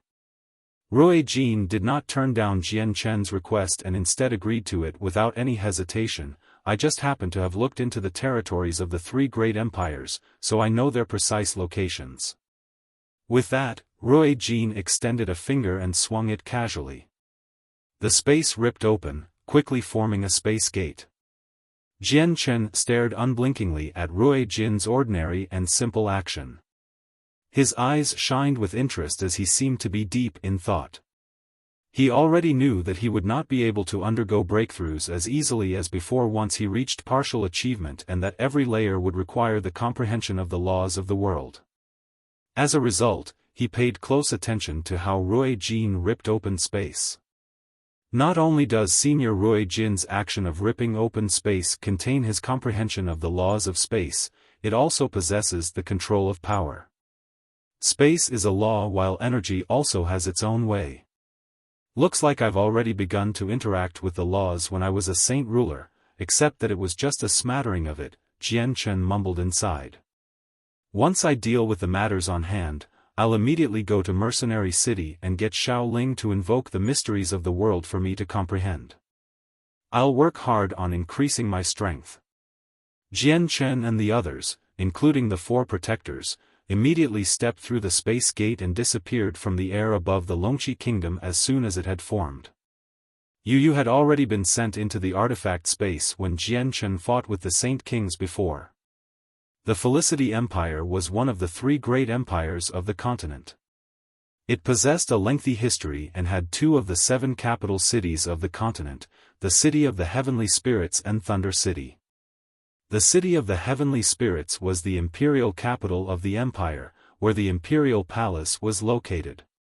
As the imperial capital of the Felicity Empire, the prosperity of the City of Heavenly Spirits was naturally self-evident. Countless organizations consisting of large and small clans filled every space within the city walls. Experts gathered and were as common as clouds. However, there was one exception. There was a huge mixture of people within the city walls of the imperial capital, but it was governed very well, so there were extremely few cases of violence. Jian Chen's group appeared in the air above the city after passing through the spatial gate. They looked down at the land below them and with a rough scan, they found where the imperial palace was. They immediately flew in that direction.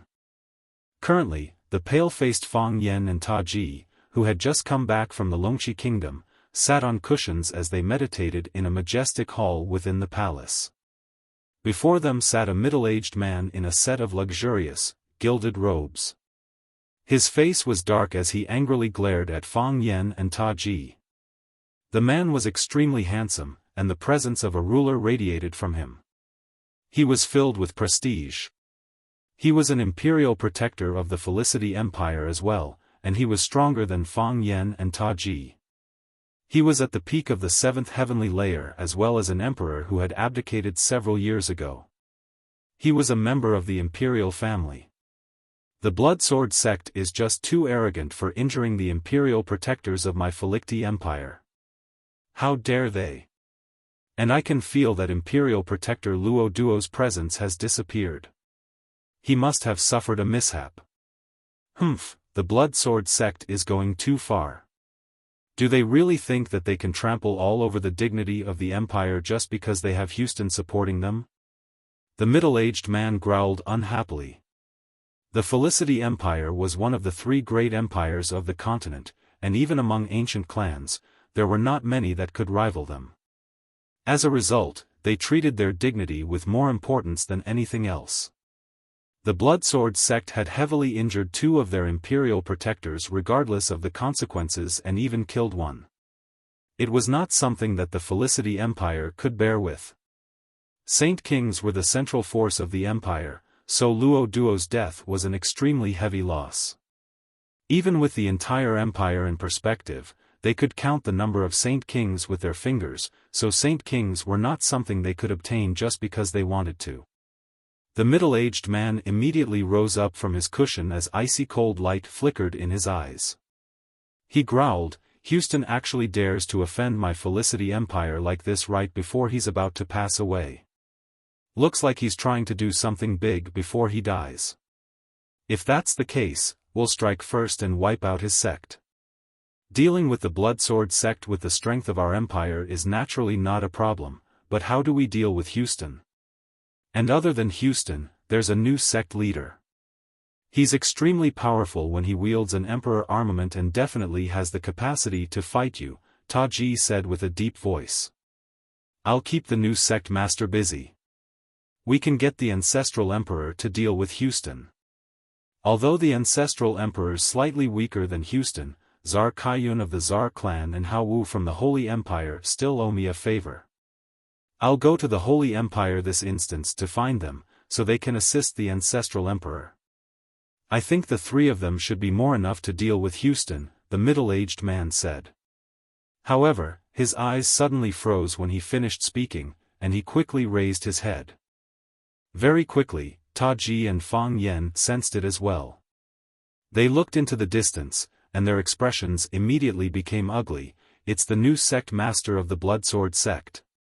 He's actually come to our Felicity Empire.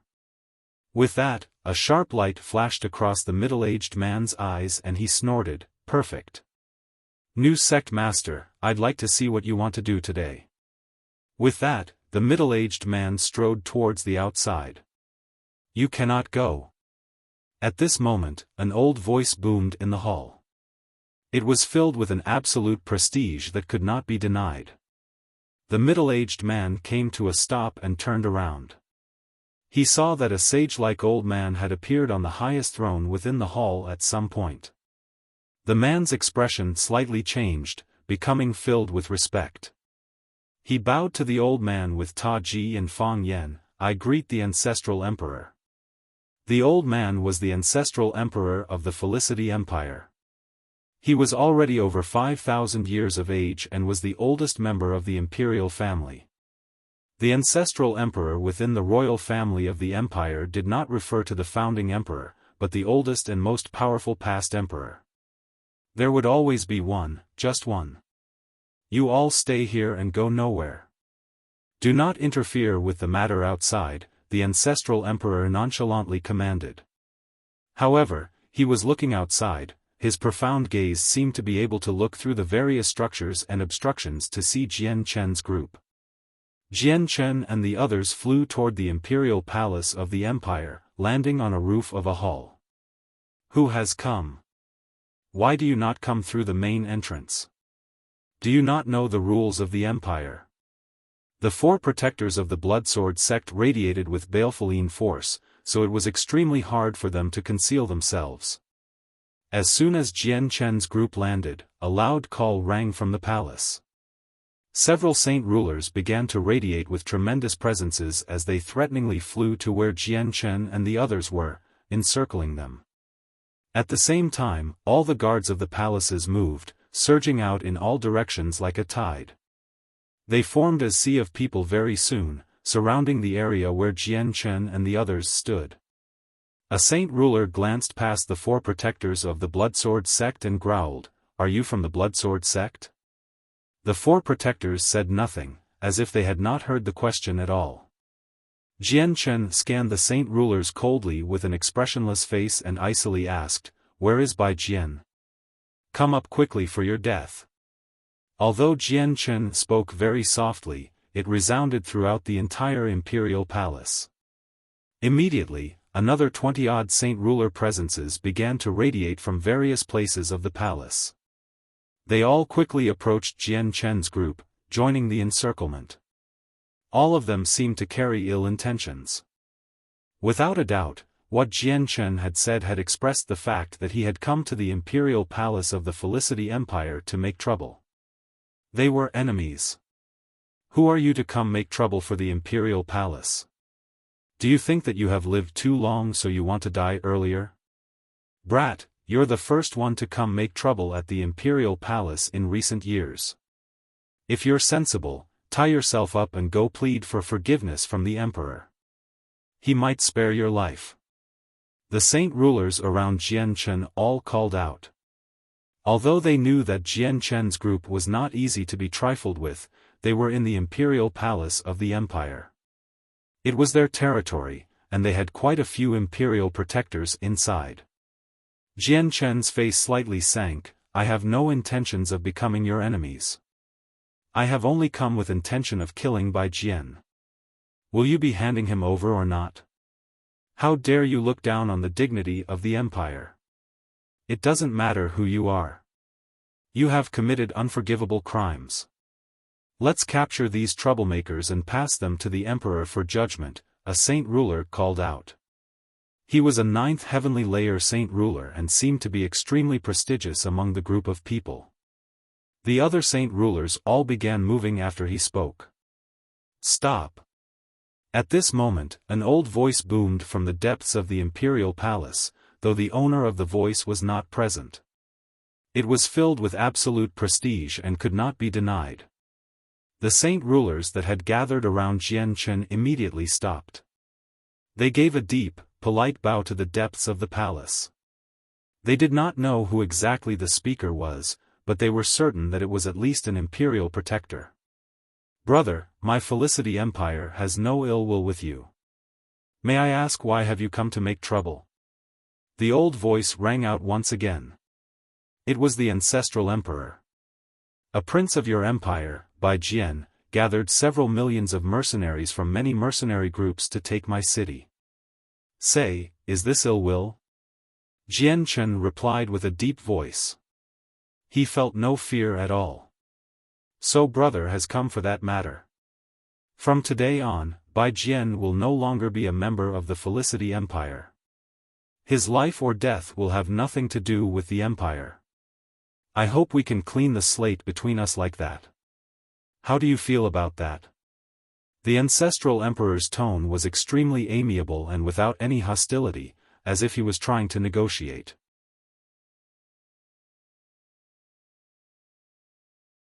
Chapter 1029, Another Visit to the City of God. All the saint rulers around Jian Chen became stupefied when they heard what the ancestral emperor had said.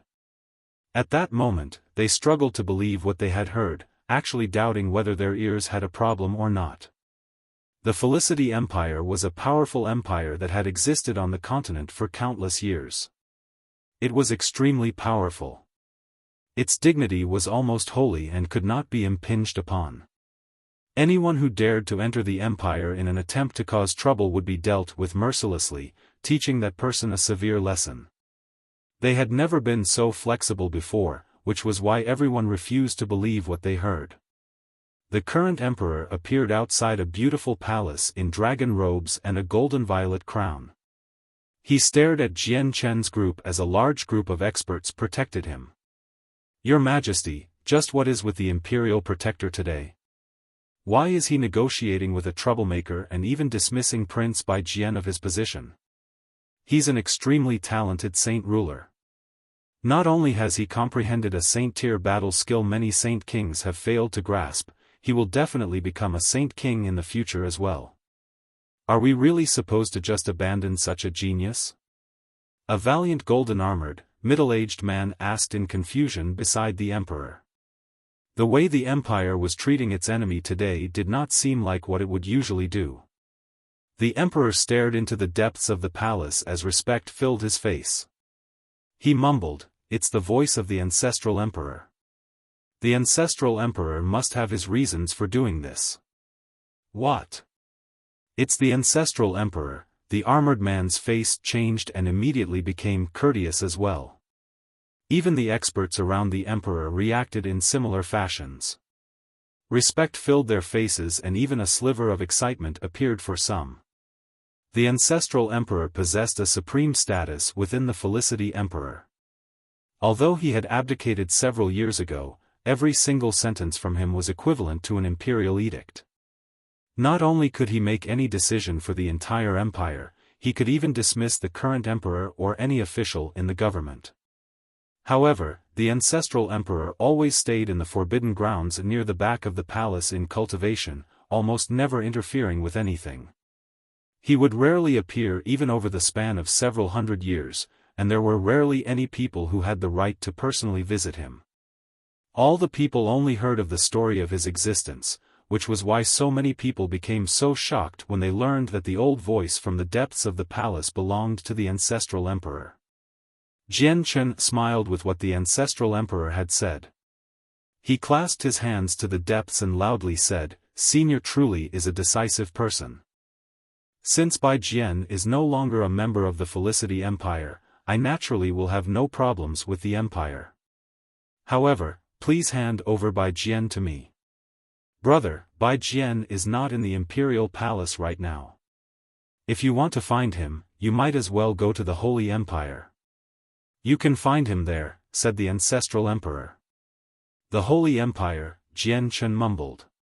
He had not thought that Bai Jian had actually run off to the Holy Emperor, but he immediately followed up with, the Holy Empire is so big, finding someone would be almost impossible. May I ask Senior of the precise location? The Tsar family in the City of God, replied the ancestral emperor.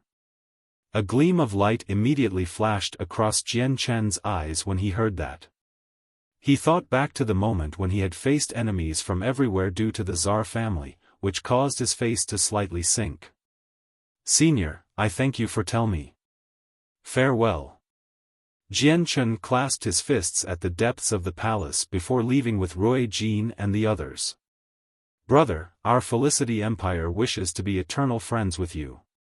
If brother has some time in the future, you are welcome to come visit the Empire, the ancestral emperor's voice rang out once more. The voice traveled very far, landing clearly in Jian Chen's ears.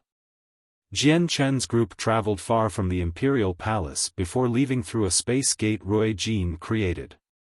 They directly made their way to the Holy Empire.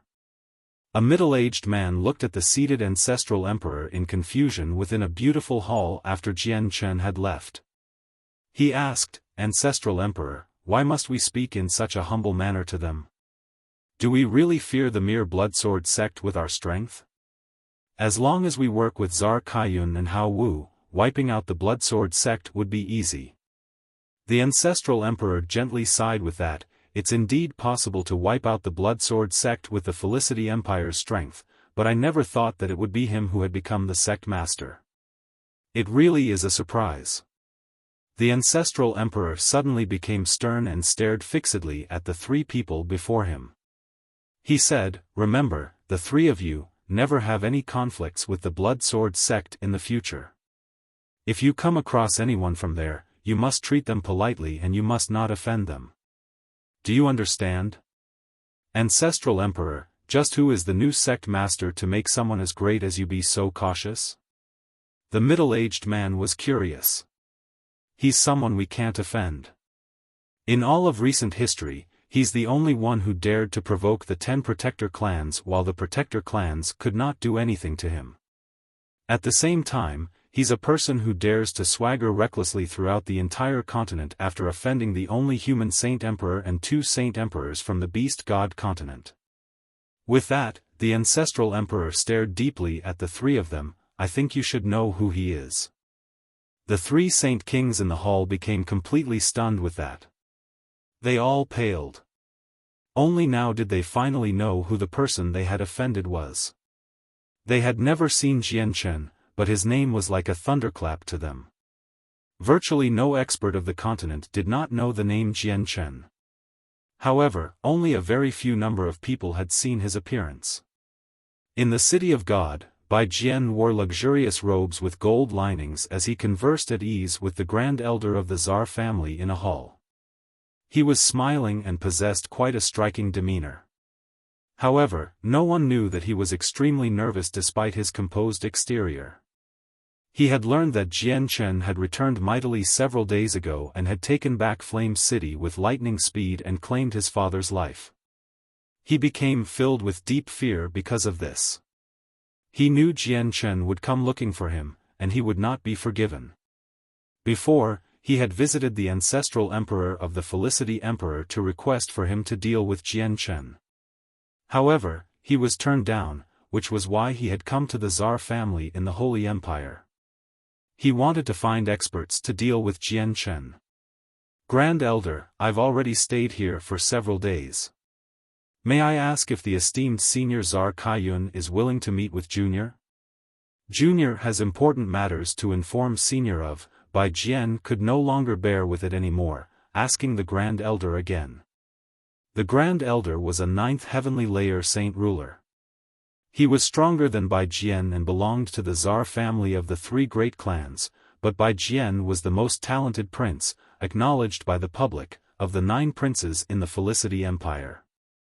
He also knew a saint-tier battle skill, so he treated Bai Jian extremely politely and courteously. Please do not worry, Prince Bai Jian. I have already passed on your request to the ancestor. If ancestor wishes to see you, she will naturally send out the word, so please wait a few more days, smiled the Grand Elder. Bai Jian's expression took an ugly turn. He had already waited here for several days, and if it were to continue like this, he would not be able to see the ancestor even after several months. Suddenly, an idea flashed through Bai Jian's head. He clasped his hands. Grand Elder, please pass this message on to Senior Czar Kaiyun. Bai Jian is close with the heavenly enchantress and has learned of some matters of the past from her. This includes the intense love that Senior Hao Wu and Czar Kaiyun once had. Junior has come this time to offer up a plan that can eliminate the estrangement between the two seniors and get the two back on good terms. The Grand Elder's eyes froze when he heard that, and he immediately became stern. He stared fixedly at Bai Jian. Prince Bai Jian, is that true? If you trick the ancestor, the consequences will be extremely severe. It is completely true. Bai Jian swore. Bring him to me. The cold voice of a female rang through the hall as soon as Bai Jian finished speaking. However, it was impossible to discern its origin. The Grand Elders hurriedly put down the teacup in his hand and stood up. He politely said, "Yes, ancestor." A hall that glimmered with violent light existed in a huge cavern below the estate of the Czar family. Bai Jian entered the deep underground through a tunnel under the Grand Elder's lead. He directly entered a palace and stopped before a tightly closed room of seclusion. "Ancestor, I have brought Bai Jian under your orders," the Grand Elder courteously informed her. "Bai Jian stays. You can go." A cold woman's voice rang from the room. It was completely emotionless. "Yes, ancestor." The Grand Elder politely replied before immediately leaving. Bai Jian greets the esteemed Senior Czar Kaiyun. Bai Jian became polite as he stood outside the room, bowing deeply. "Bai Jian, you say you have a method to mend my relationship with Hao Wu?" "Yes." Bai Jian indeed has a method to mend the relationship. "Senior Czar Kaiyun is welcome to try it," Bai Jian cautiously answered. He was at his wit's end. "Speak. What is the method?" Czar Kaiyun's voice rang out of the room again. This time, a sliver of urgency was present. Just as Bai Jian wanted to speak, a tremendous presence suddenly appeared outside. It enveloped the entire city of God, such that even Bai Jian, who was underground, could clearly feel it.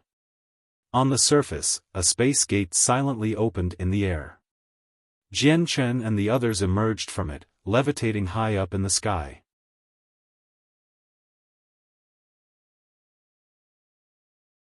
Chapter 1030, Czar Kaiyun floating above the city of God. Jian Chen glanced past the slightly familiar city. He could not help but think back to all the things that had happened when he was last here, revealing a sliver of reminiscence. 8 clans of the city of God, the Czar family, Jian Chen, have returned. Back then, you sent all those experts to attack me, almost claiming my life. Today, I will look down on your city, Jian Chen said with a deep voice. His eyes became icy as he spoke, and a tremendous presence began to radiate from him. It enveloped the entire city, and within it was his undisguised battle intent. Many years ago, Jian Chen still needed to move around the city of God cautiously despite his extraordinary strength. There were many experts he could not afford to offend, but today, he could move brazenly about the city, publicly challenging the authority of a capital of the continent. Jian Chen's presence alarmed all the people in the city. Everyone could feel it clearly, regardless of their strength, and those weaker felt like a huge boulder pressed down on their chests. They struggled to even breathe. What a great presence! Who is the owner of this presence? Are they challenging the city? Various voices rang out around the city, while the empty streets became filled with people very quickly. In a moment, everyone surged out of their houses, and some people even looked at the sky as they stood on their roofs. All the ancestors of the 8 clans opened their eyes at the same time and stared outside in shock from their places of seclusion. Without the slightest hesitation, they stopped their cultivation and rose up, heading over with their greatest speed. The president of the Radiant Saint Master Union sat on his bed in a luxurious room at the highest, most central part of the castle-like union. Suddenly, he snapped his eyes open when the great presence surged in from outside.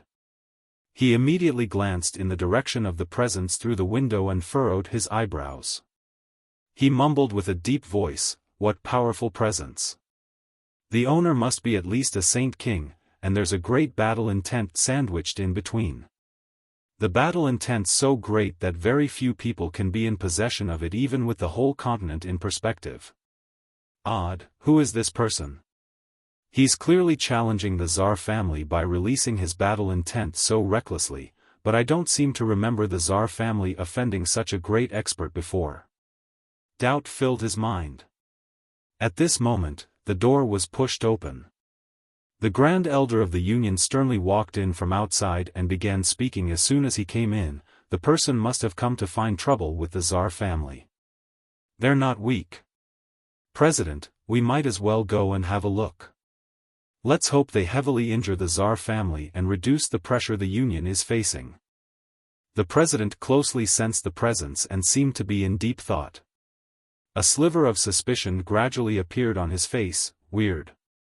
Grand Elder, why do I feel that this presence is somewhat familiar, as if I have met this person somewhere before, but out of all the impressions of Saint Kings I've come in contact with, there doesn't seem to be someone who matches up to this presence.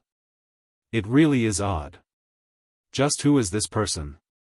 The Grand Elder's expression changed with that. A sliver of curiosity appeared on his face as he said, "Since you've mentioned it, I also feel somewhat familiar with this presence, but I can't think of who it is. President, since we can't tell who it is, why don't we go together to see just who this person is?" Afterwards, the President and Grand Elder left the Union together with multiple saint rulers. They shot off in the direction of the presence with lightning-like speed. An extremely ordinary-looking old man carefully wiped the tables and the single bookshelf in the Radiant Saint Tower of the Union. Suddenly, the old man paused and a gleam of light immediately exploded in his eyes. He mumbled, "Looks like the city of God is going to get lively again. I wonder which expert the Tsar family has offended." With that, the old man disappeared. He had turned into a faint blur, leaving the tower with lightning speed as he flew to the presence. Jian Chen and the others floated silently several thousand meters in the air above the Tsar family. Soon afterwards, several tremendous presences appeared in the surroundings. They traveled extremely quick, arriving around Jian Chen in just a few seconds. They surrounded him 100 meters away. The saint rulers were the ancestors of the 8 clans. They were all stern, staring at Jian Chen in caution. None of them dared to create a disturbance, as they could all tell that the young man before them was a saint king from his presence alone. They could not afford to provoke him. "May I inquire of the senior's great name and exactly what has caused a misunderstanding with our city of God for senior to be so angry?" An ancestor clasped his hands at Jian Chen as he asked with an extremely polite tone. Jian Chen coldly gazed past the ancestors of the 8 clans. His gaze became extremely sharp, like a drawn sword. Wherever he gazed past, the people would feel like they were being stabbed, feeling a vague pain. His gaze caused them to shiver despite the warmth. "Senior? Ha ha ha, I never thought that I'd become a senior to you. People of the 8 clans, have you really forgotten so quickly? Why don't you open up your eyes and carefully look at who I am?" Jian Chen laughed. His tone was mocking. With that, all the saint rulers began to examine Jian Chen. Very soon, one of them recognized him. His expression suddenly changed, becoming overwhelmed by disbelief. He cried out, "Why, you're Yang Yutian. You're Jian Chen." The other saint rulers' expressions all changed as well when they heard Jian Chen's name. Shock filled all of their eyes.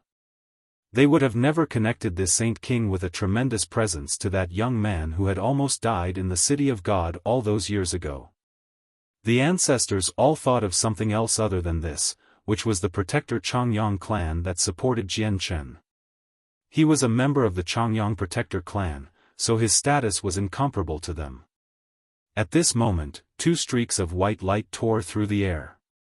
They quickly flew over. It was the President and Grand Elder, arriving on clouds completely condensed from radiant saint force with several experts following them. Yang Yutian. You're Yang Yutian. The President and Grand Elder both cried out when they recognized Jian Chen with a single glance.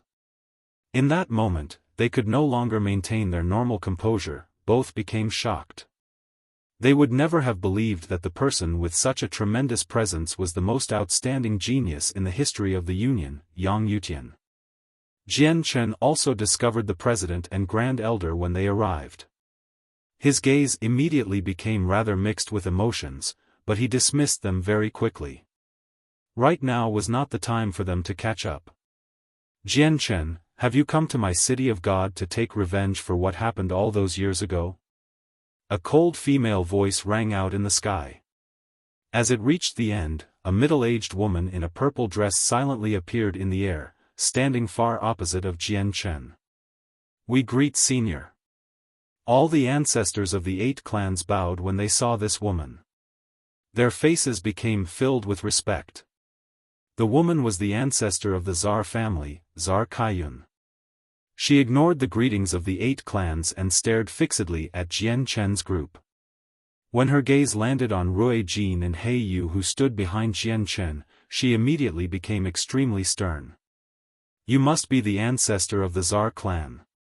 You wanted to take the winged tiger god from me back then and even wanted to kill me. Do you still remember? Jian Chen coldly stared at Tsar Kaiyun. Tsar Kaiyun could not help but think back to what had happened before. Her gaze towards Jian Chen became rather mixed, and she gently sighed, Jian Chen, I never thought you'd become so powerful after just a few years. However, I had no choice in the matter before. The winged tiger god was on you, and the beast god continent wanted to invade the Tian Yuan continent because of the winged tiger god.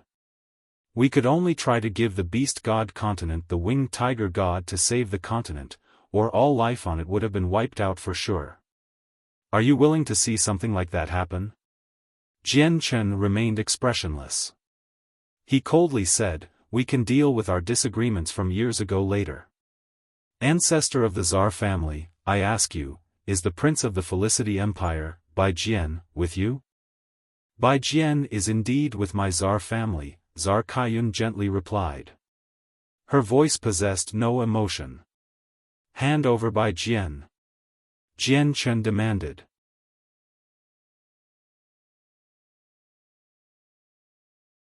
Chapter 1031, Fighting Tsar Kaiyun, 1. As soon as Tsar Kaiyun heard what Jian Chen said, her face immediately changed.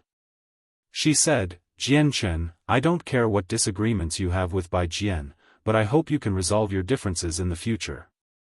I cannot hand Bai Jian to you right now. Since you can't hand over Bai Jian, I can only go and get him myself. Jian Chen's gaze became rather cold as great battle and killing intent surged from his body. It quickly skyrocketed while the Emperor armament had appeared in his right hand. Destructive chaotic force slowly poured out, revolving around the weapon. Wait! At this moment, an old voice hurriedly rang out. An old man who seemed to be in his 70s shot up from below, carrying a person in his hand. It was Bai Jian. The Tsar family had a total of 2 saint kings. One was Tsar Kaiyun while the other was the old man before them. Jian Chen, greetings. The old man first greeted Jian Chen before continuing, Jian Chen, I am Tsar Vimer. My Tsar family is willing to hand Bai Jian over to you. I hope we can dismiss any previous disagreements and enmity, and we are willing to apologize to you for what we did before. I hope the slate between us can be wiped clean and we can start anew. The old man spoke with sincerity. He did not want Jian Chen as an opponent at all. Bai Jian could not move since he was in Tsar Vimer's hands. When he heard the old man's words, he paled in fright. He knew exactly what would happen if he ended up in Jian Chen's hands. "Save me, Senior Kaiyun, save me. If I die, Senior Kaiyun will never be forgiven by Senior Hao Wu," Bai Jian loudly pleaded. He placed all his hopes on Tsar Kaiyun. Tsar Tsayun's eyes darkened as a sliver of determination appeared. With a slight movement, she silently appeared beside Tsar Vamos and struck at him with a handful of powerful energy. At the same time, she reached for Bai Jian with her left hand. "Kaiyun, are you crazy? What are you doing?" Tsar Vamos' expression drastically changed. He had never thought that Tsar Kaiyun would suddenly attack him. He was her great-grandfather after all. Although Tsar Kaiyun had moved suddenly, Tsar Vamos was still an experienced Saint King. He reacted in the shortest amount of time. He gathered a thick layer of world force in his hand in an instant and struck out with lightning speed. Bam! The two palms collided, and a muffled sound immediately rang through the air. A terrifying ripple of energy radiated in all directions, knocking away all the saint rulers who had gathered in the surroundings to watch. Although Tsar Vamos was Tsar Tsayun's senior and far older than her, his strength was much weaker than hers. He was knocked far away by Tsar Tsayun's casual strike, flying several thousand kilometers before stabilizing himself. On the other hand, Tsar Kaiyun stood firmly where she was, like a mountain. Her body did not even tremble, as if her attack before was a careless strike. She had also taken Bai Jian back from Tsar Vamos, trapping him before her left hand in invisible energy. "Get down and stay there," Tsar Kaiyun coldly said before throwing Bai Jian down into the huge estate of the Tsar family. Tsar Vamos was only shaken up by Tsar Tsayun's attack, so he was not injured. He immediately began to panic inside when he saw that Tsar Kaiyun wanted to protect Bai Jian, so he flew over from afar. He pleaded, "Kaiyun, do you know exactly what you are doing? Have you ever thought about what kind of disaster you would bring upon the clan with what you are doing? Have you ever thought about the clan? Kaiyun, stop being silly. Bai Jian has nothing to do with our Tsar family, so just listen to your great-grandfather. Hand over Bai Jian for the clan. It's not worth it to put the entire family into jeopardy over an outsider." Tsar Kaiyun did nothing. She only coldly stared at him as a sliver of obvious resentment appeared in the depths of her eyes. She coldly said, "Do you still remember that matter all those years ago? It was because you forcefully interfered all those years ago that I separated with Hao Wu, agonizing me for my entire life. I only resent that I wasn't strong enough back then, that I could not resist the orders of you seniors, so I could only abide, but now, I am no longer the past Tsar Kaiyun. You no longer have the right or power to control what I want to do today." Tsar Vamos felt like his heart was being pierced by a needle as he listened to the cold words of Tsar Kaiyun. He painfully said, "Kaiyun, I know I was wrong about the matter all those years ago. It's me who cannot make it up to you. It was your great-grandfather who destroyed the happiness in your life, but you're still a member of the Tsar family. The blood of the Tsar family runs in your veins. Are you really willing to see the Tsar family fall into depravity? Tsar family, Tsar family. Don't come talking to me about the Tsar family. In your eyes, there's only the Tsar family." Tsar Kaiyun suddenly became agitated. She stared at Tsar Vamos with a shocking glare as pain and resentment boiled inside. She gnashed her teeth, "Since you're so afraid of me bringing trouble to the Tsar family, I, Tsar Kaiyun, will be cutting all ties with your Tsar family. From today on, anything I do will have nothing to do with the Tsar family." The experts from the Tsar family and the saint rulers of the 8 clans all had their expressions drastically change with that statement. "No, ancestor, you are a pillar of support for the Tsar family. You can't abandon us." The experts of the Tsar family all fell to their knees in the air and became torn with sorrow. "No, Kaiyun, you can't do that. You can't do that. Even with all the mistakes great-grandfather has made, you can't treat the clan like that. The clan cannot go on without you. Tsar Vamo's heart ached as tears streaked down his face. He was filled with regret. The president and grand elder of the Radiant Saint Master Union looked at each other after witnessing this. This had far exceeded anything they had imagined. Before they left, they had never thought that such a great disaster would befall the Tsar family. As the most powerful ancestor, Tsar Kaiyun had declared that she was leaving the clan. This was a devastating piece of news. Tsar Kaiyun closed her eyes in some pain. She had stayed in the Tsar family for a long time, so she had formed some attachments to it. However, she found that love was more important than the clan. In all these years, a certain estrangement has always been present between Hao Wu and me. Since Bai Jian said he can eliminate this estrangement, I am even willing to die here to eliminate it, thought Tsar Kaiyun. She then snapped open her eyes, and in that moment, her presence underwent an overwhelming change. It was no weaker than the supreme battle intent from Jian Chen as it surged into the sky. In that moment, sorrow had disappeared from her eyes. She became extremely determined. Looks like you insist on protecting Bai Jian, snorted Jian Chen. His presence also began to skyrocket, vaguely surpassing Tsar Kaiyun's. Tsar Kaiyun coldly glared as a light azure sword appeared in her hand. She said, Jian Chen, if you want to kill Bai Jian, do it over my dead body. With that, she attacked first, stabbing out with a gentle stroke as her sword danced in her hand. The strike seemed simple, but it possessed an overwhelming level of mysteriousness. The sword seemed to be slow, but it fused with space. It had traversed the distance between them in an instant, silently arriving before Jian Chen.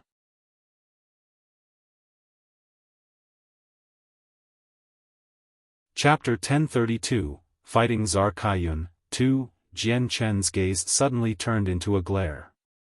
Although Tsar Kaiyun's strike did not come with an earth-shaking disturbance, it caused Jian Chen's cautiousness to greatly increase. He felt deeply threatened. Her strength had far exceeded his own. Let me deal with her. Jian Chen called out to stop Rui Jin and the others. The battle intent from him became even more powerful, and accompanying it was a surging sword qi. Tsar Kaiyun was very strong, but she was not invincible. Strands of chaotic force poured from Jian Chen's dantian. They filled up every corner of his body in an instant, pushing his chaotic body to its limits. Every strand of chaotic force was condensed from vast quantities of energy, especially since Jian Chen's chaotic body was at the third heavenly layer. A strand of it was equivalent to all the energy someone who had just stepped into Saint King could condense, which was why Jian Chen's chaotic force was used up extremely slowly when he fought. If he used it to boost his body's defense, the consumption speed would be almost negligible. The Emperor armament in Jian Chen's hand began to gently tremble, and with a gentle sword resonance, it struck out with an aura of destruction. He sent it up to receive Tsar Kaiyun's sword without any fear. Jian Chen, your opponent is at the peak of the 8th heavenly layer and is about to enter the 9th. Be extra careful. Rui Jin's voice suddenly rang in Jian Chen's head. He had seen through Tsar Kaiyun's strength with a single glance, which was why he warned Jian Chen. Jian Chen became even sterner. With the Emperor armament, he could only display the strength of a peak 7th heavenly layer Saint King, which was a whole level of cultivation weaker than Tsar Kaiyun. The two of them clashed several times with lightning speed. Their collisions were extremely intense, and the activity they created was impressive. Every time their swords came into contact, it was like the collision of worlds, producing great booms and annihilating the space of the surroundings. Violent energy and fragmented sword qi would scatter in all directions, forcing all the saint rulers to continuously retreat to avoid being caught up in the battle. The City of God was one of the 7 capitals of the continent. It had existed for countless years and had experienced battles in the ancient times. However, it still existed, naturally due to its defense. At this moment, a tremendous barrier appeared in the sky above the city, blocking the sword chi and residual energy that splayed out from the battle. Its defense was nowhere on par to the one at Mercenary City, but Jian Chen and Zart Cyan's attacks were unable to shake it. At this moment, all the streets and alleys regardless of size were swarming with people. Crowds of people had even gathered on top of various structures, almost causing some roofs to cave in. All the people in the City of God stood with their heads raised to the sky as they unblinkingly observed the rare battle between shocking experts. Coupled with that was the ceaseless sound of discussions. Jian Chen quickly retreated, slightly falling into a disadvantage. Even though Zar Kaiyun possessed the slender physique of a female, each strike from her possessed a great might, enough to destroy the surroundings. Rui Jin, He Yu, and Hong Lian stared unblinkingly at Jian Chen. They were ready to interfere at any moment. Jian Chen was their only hope for them to reunite with their clansmen, so they viewed his life with more importance than anything else. Meanwhile, there was a quaint little wooden hut that stood on a mountain peak in an ancient mountain range several tens of thousand kilometers away from the city. Its wooden boards creaked as they were buffeted by the violent wind, as if the structure would collapse at any moment. A valiant-looking, white-robed, middle-aged man sat in the hut with his eyes closed as he cultivated. He was like an old monk, able to sit there without moving for long periods of time. Suddenly, the man's eyes snapped open. A visible light shot out from his eyes, causing the space that he stared at before him to gently tremble. The man's eyes were extremely bright as he stared in the direction of the City of God in interest. He furrowed his eyebrows slightly and softly murmured, "There's actually a fight in City of God. One of them is Cyan's presence. Just what is going on?" The middle-aged man was the same person who had ventured to the continent of the 100 races to fight a Class 8 magical beast as well as the one who had obtained the magical beast's blood to cure the Grand Elder of the Radiant Saint Master Union. He was Hao Wu. Hao Wu sat on his wooden bed with a frown as the light in his eyes flickered. He was hesitating, struggling to come to a decision. He mumbled, "Do I go there and see or not?" After hesitating some more, he finally made up his mind, "Whatever, I just need to look while hiding from afar to see just what is happening." With that, Hao Wu disappeared. He made his way to the City of God silently at an unbelievable speed. Jian Chen and Zart Cyan's battle constantly moved away from the City of God, leaving it very soon. They arrived in a desolate mountain range 100 kilometers away and continued to fight intensely there. "Jian Chen, you're not my opponent. If you agree to spare Bai Jian, we can stop right now." "How about that?" Zar Kaiyun coldly said. "I am naturally not your opponent in terms of strength, but that's not necessarily the case with swordsmanship. I will be claiming Bai Jian's life." "There is no room for negotiating that," Jian Chen refused without any hesitation. It was impossible for him to spare Bai Jian. Jian Chen's arm shook violently with that. The Emperor armament became countless blurs that packed the space before him, quickly enveloping Zar Kaiyun. It was impossible to distinguish between illusion and reality with the blurs, so each blur seemed to be real.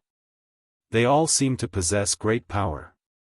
This was all due to Jian Chen reaching the limits of speed.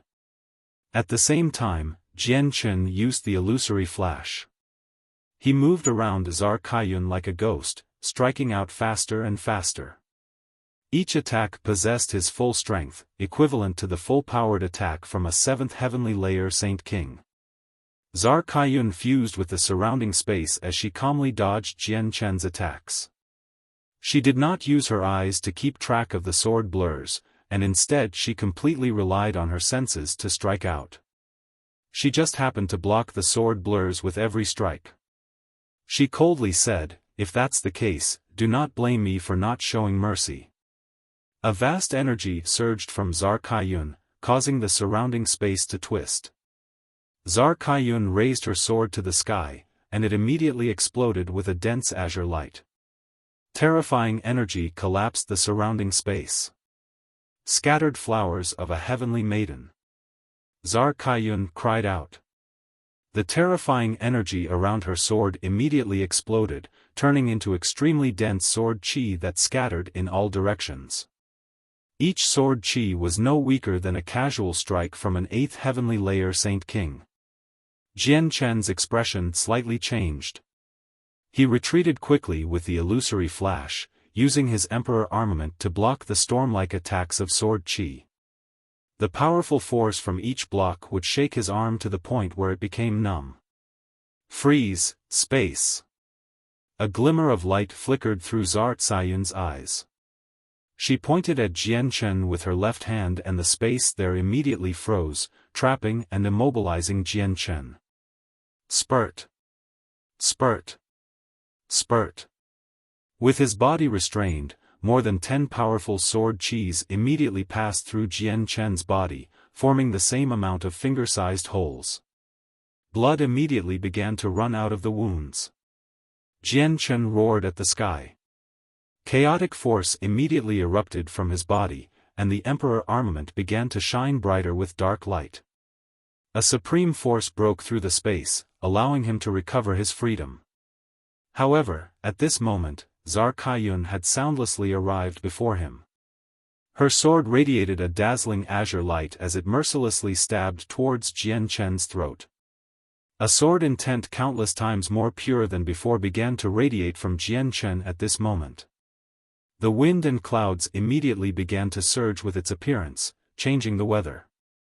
The surrounding air lost its usual peace under the influence of this sword intent, becoming extremely sharp, like it was filled with invisible swords.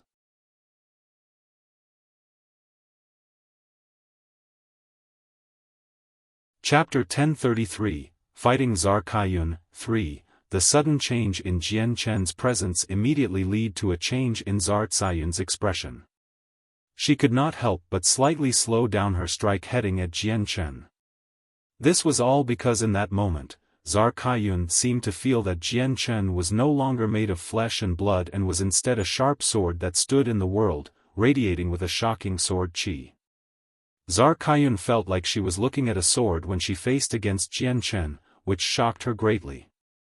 Rui Jin, He Yu, and Hong Lian all tensed up as well. They stared at Jian Chen in surprise. Thoughts similar to what Zar Kaiyun was experiencing appeared in their heads as well. The current Jian Chen did not seem like a person to them, rather a sword, a divine sword. Is this a battle skill?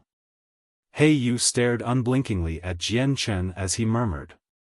The saint rulers of the 8 clans and the people from the Radiant Saint Master Union all stared at Jian Chen in shock from afar as well. Disbelief flooded their faces. In that moment, all of them held their breaths, unwilling to inhale any of the air in the surroundings since it seemed to be filled with sharp sword chi. Just a breath of it would cause piercing pain to their organs. A sliver of haziness appeared in Jian Chen's eyes, but it quickly cleared up. He seemed to have understood something right now, having obtained a grasp on something unclear. With the Emperor armament in his hand, he slowly stabbed out according to a feeling that had sprung up from nowhere in his head. Jian Chen's stroke seemed slow, but it was extremely fast. It was disillusioning. An extremely pure sword chi erupted as the sword traveled, causing the surrounding space to collapse. This was true sword chi. It was extremely sharp and acute, much mightier than sword chi condensed from power. It made people feel like it was unstoppable. As the Emperor armament struck the sword in Zar Cayun's hands, the sword chi actually knocked her sword away while the Emperor armament continued on with no reduction in force. It stabbed at Zar Cayun's chest with unstoppable momentum. Spurt. The Emperor armament stabbed into Zar Cayun's chest, impaling her. In that moment, the sharp sword chi and destructive chaotic force wreaked havoc on Zar Cayun's organs, turning them to mush.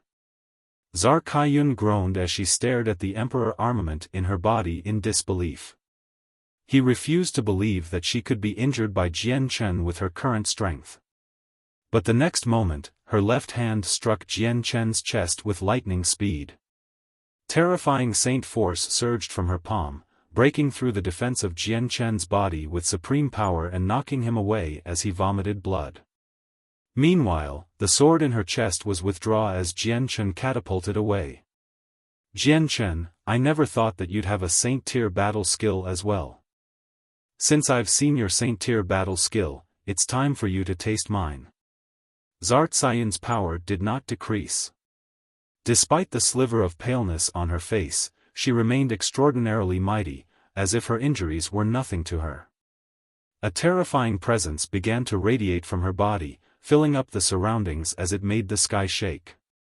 At that moment, Zar Kaiyun seemed to have become a war god as she radiated with a tremendous presence, able to destroy her surroundings. The surrounding air became thick as even space began to solidify bit by bit. A terrifying pressure descended. It seemed to originate from the surroundings, immediately causing mountains to collapse and the ground to sink. Casting a saint-tier battle skill with her strength at the 8th heavenly layer of Saint King, possessed the power to destroy the surroundings. Jian Chen was knocked 1,000 meters away before coming to a halt. Blood ran down from the corner of his lips as a temporary sense of confusion and doubt clouded his eyes. He was still thinking about the moment when he had attacked before. Jian Chen seemed to have entered a wondrous mental state earlier, as if he had become a sword and was no longer a human. The attack before was also performed casually as he followed the feeling, yet the power within it far surpassed what he should have been in possession of, strong enough to injure Zar Kaiyun, who was at the peak of the 8th heavenly layer. However, he had lost that wondrous feeling now. He could not use a similar attack again. Way of the Tyrant's Sword, Galaxy-Devouring Sword. At that moment, a cry rang through the sky. Zar Kaiyun had already reached an altitude of 10 kilometers as she glowed with a deep azure light. Terrifying ripples of energy radiated from her body as a huge, 100-meter-long sword condensed above her. It shot towards Jian Chen with incomparable force. As the sword shot through the sky, the originally bright sky began to darken. Even the energy of the world and invisible world force that filled space itself vanished. The sword of energy seemed to have devoured all the energy and light. Jian Chen became unprecedentedly stern. Zar Kaiyun, even without casting the saint-tier battle skill, was not someone he could defeat, and with the saint-tier battle skill, it made it even more impossible for victory. Just resisting would become extremely difficult. With a thought, a golden streak of light immediately shot out from the center of his eyebrows. It quickly transformed into a 100-meter-tall golden tower that shined with a blinding light. The Octaterra Divine Hall had already been devastated by Kaiser, so it was unable to be used so soon. Only the Saint artifact could block Zart Cyan's Saint-tier battle skill now. Boom! A deafening sound erupted when the Saint-tier battle skill collided with the Saint artifact. Casting a Saint-tier battle skill with her strength as an 8th heavenly layer Saint King was already on par with the casual strike of a Saint Emperor. It was extremely terrifying, knocking the Saint artifact far away. Way of the Tyrant's Sword, Void Annihilating Sword. Zart Cyan's cold voice rang out in the sky once again.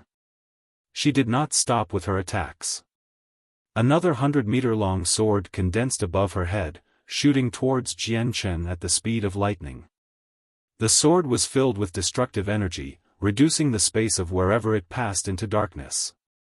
Way of the Tyrant's Sword, World-Obliterating Storm of Swords. The Way of the Tyrant's Sword was a Saint-tier battle skill with 3 attacks.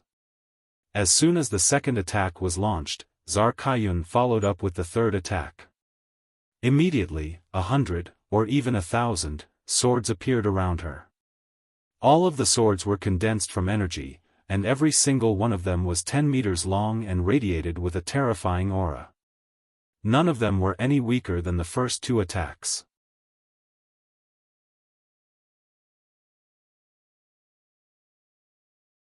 Chapter 1034, The Heavenly Enchantress? Muur. Zar Kaiyun consecutively struck out with all 3 attacks of the Way of the Tyrant's Sword. Each attack belonged to the upper levels of Saint-tier battle skills, equal to a casual strike from Saint Emperors. Even Saint Kings at great perfection would become heavily injured if the 3 attacks landed on them. Only a similar Saint-tier battle skill could repel it. There were also differences in power among Saint-tier battle skill. The Way of the Tyrant's blade possessed a total of 3 attacks, and each attack was more powerful than the previous one. These factors allowed it to be ranked close to the top among all Saint-tier battle skills. With Zart Sayun's great talent, she had comprehended the mysteries of the battle skill to the limit, and she had also reached great proficiency with its use. Her strength at the peak of the 8th heavenly layer combined perfectly with the Saint-tier battle skill allowed her to use the skill to its full potential. Jian Chen became extremely stern. The battle skill's vast pressure tightly locked onto his entire body, which caused him to feel like he was submerged in mud. Every action felt difficult. The Saint artifact had been knocked away. Although it quickly flew toward him through his mental connection, it would not be able to make it. Looks like I can only use the Octaterra Divine Hall, Jian Chen thought. The Octaterra Divine Hall was in ruins, but Zart Sayun's Saint-tier battle skill was only a casual strike from a Saint Emperor. Its strength was nowhere Kaiser's punch, so the Divine Hall could easily block the strike despite its state. Suddenly, figure flashed before him just as Jian Chen wanted to bring out the Divine Hall. Rui Jin had appeared silently before Jian Chen, while the sacred dragon sword in his hand radiated with a terrifying presence. Slivers of origin energy slowly pulsed and radiated with a profound aura. Rui Jin stood like a steel wall before Jian Chen. As he swung out with his sword, an extremely powerful sword chi immediately shot out toward Zar Kaiyun with a devastating might. The second sword chi from Zar Kaiyun collided with the sword chi from the sacred dragon's sword and immediately produced a deafening boom. The giant sword chi seemed as fragile as tofu and dispersed without much difficulty at all. Rui Jin's sacred dragon's sword contained origin energy, so when he used it to send out a sword chi, it would possess a sliver of origin energy as well. This was a power that surpassed Saint Emperors, something that belonged to a completely different level. Its strength was beyond suspicion, something incomparable to the powers of this world. The attack from the sacred dragon's sword tore through the other attack like a hot knife through butter. Then, it continued toward Zart Sayun's third attack with no reduction in force. Zart Sayun's expression suddenly changed when she sensed the power of Rui Jin's attack. She extended a finger and immediately, the countless sword chi created from the third move changed in trajectory and formed a straight line. They all charged toward Rui Jin's sword chi with origin energy. With consecutive booms, Rui Jin's sword chi charged through all the sword chi like a wild beast with stoppable momentum. It caused the smaller sword chi to explode as soon as they made contact. They turned it into surging energy of the world that dispersed in the surroundings. Rui Jin's single sword chi from the Radiant Dragon's sword broke through 2 attacks from Zart Sayun's Saint-tier battle skill. In the end, it passed through her chest and disappeared into the horizon. Zart Sayun's body trembled violently as agony filled her face. Her presence quickly began to decrease, and she began to fall out of the sky like a broken kite. Kaiyun! A cry rang out from afar. Hao Wu had shot over as a blur with lightning speed as he fused with the surrounding space. He firmly caught Zar Kaiyun. Then, he wanted to flee into the distance. Leave this person behind. Jian Chen did not know Hao Wu. He immediately cried out when he saw that someone wanted to save Zar Kaiyun. As such, he used the illusory flash and arrived before the unknown individual in an instant. His emperor armament transformed into a streak of black light as it stabbed mercilessly toward Zar Kaiyun. A 3 fingers wide sword immediately appeared in Hao Wu's hands. It shone with an earthen yellow light, as it stabbed out like a lightning bolt. 8th heavenly layer Saint King. Jian Chen could sense Hao Wu's strength once he lashed out. It was actually at the same cultivation level as Zar Kaiyun, just slightly weaker than her as it was not at the peak. Just as Hao Wu's sword was about to collide with the Emperor armament, the space 1,000 meters away began to twist violently. Vaguely, the rippling space seemed to form a huge zither 1,000 meters long, with 36 clearly visible strings. Ding! The strings began to tremble slowly and produced a gentle note of the zither. A transparent musical note that seemed to be formed from the surrounding space flew out. Then, it simultaneously collided with Jian Chen's Emperor armament and Hao Wu's Saint weapon with unbelievable speed. Clang! An extremely powerful sound wave erupted when the musical note collided with the Emperor armament and Saint weapon. It seemed to be able to shake up one's soul, shocking people's eardrums into temporary deafness. The terrifying sound wave caused the minds of the Saint rulers who watched from afar to blank out as if their souls were gone. Jian Chen and Hao Wu's arms shook, and the force knocked their swords aside. The powerful force actually almost knocked the Emperor armament out of Jian Chen's hand. At the same time, the terrifying sound wave turned into an invisible pushing force, so powerful that none of them could resist. It separated Jian Chen and Hao Wu, stopping them from fighting. Just as zither condensed from space could nullify the attacks of two great saint kings with a single note. Its power far exceeded anyone's imaginations. Jian Chen and Hao Wu did not continue their fight. They turned around to look at the zither, as it slowly dispersed. Disbelief flooded their eyes. "It's the heavenly enchantress," Jian Chen murmured, as his heart began to churn. He recognized the zither condensed from space. It was the heavenly enchantress zither of the demonic cry. The appearance was the same. It had the same amount of strings and made the same sound. There was no one else in the world who could play the zither like that other than the heavenly enchantress. However, he had not imagined that the heavenly enchantress' strength would rise to such an unbelievable level after just a few years, which shocked Jian Chen greatly. Hao Wu carried Zar Kaiyun, as he levitated in the sky. He stared blankly at the zither, and his emotions became extremely mixed. Pain was present in his gaze. "Moor, is it you?" Hao Wu called out gently, but it resounded through a radius of several dozen kilometers. His voice trembled as it was filled with emotions. "Moor?" Jian Chen immediately became shocked when he heard Hao Wu's words. Does he know the heavenly enchantress? Moor? Is that the heavenly enchantress name? The zither in the sky finally dispersed completely, but the heavenly enchantress never showed up. No one knew where she was. Was she still hiding or had she left long ago? Tears pooled up in Hao Wu's eyes. He stared painfully at the spot that the zither had vanished from and sorrowfully said, "Moor, since you've come, why don't you want to come out and see your dad? It has been so long. Are you still unwilling to forgive Dad?" "Dad?" Jian Chen was shocking inside when he heard that. He turned to Hao Wu suddenly and stared at him fixedly. Surprise filled his face, as he doubted what he had just heard in that moment. Is that middle-aged man the father of the heavenly enchantress? Jian Chen was filled with disbelief, and he was unable to return to his senses. However, if that were the case, it would give an even better explanation to why the heavenly enchantress would secretly interfere.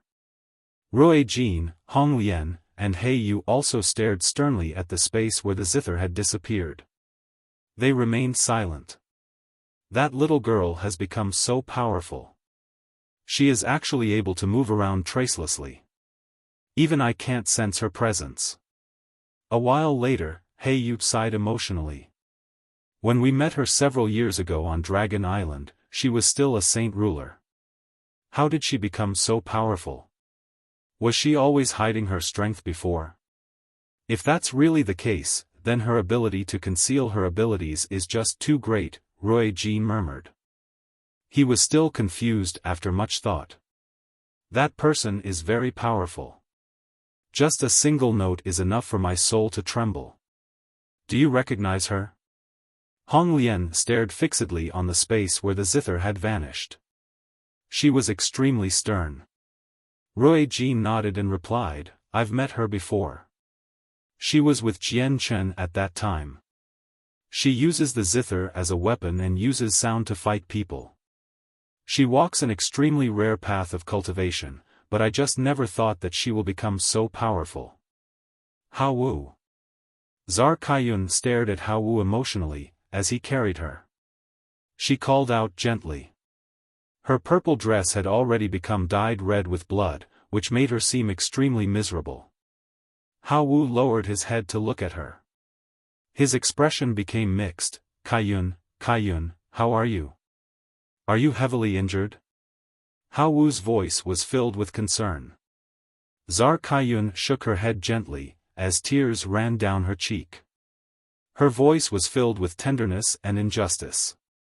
Hao Wu, 3,000 years. After 3,000 years, you're finally willing to come see me. Do you know how painful it has been in those years as I waited for you? Hao Wu painfully closed his eyes. His heart ached, and he said, Kaiyun, you're so silly. I'm not worth it for you to be like that. It's me who did not have the right to see you. It's me who can't make it up to you. I was the one who failed to live up to you. Zar Kaiyun shook her head gently, as she said weakly, Hao Wu, did you know that although you've once made me suffer so much pain that I would be better off dead, I've never hated you. I knew the clan secretly organized it all. You only fell to the schemes of the seniors of my clan, suffering because of them. I only resented the seniors and only blamed them. I never blamed you. Hao Wu, did you know that I've always been waiting for you these years, waiting for you to apologize to me and beg for my forgiveness?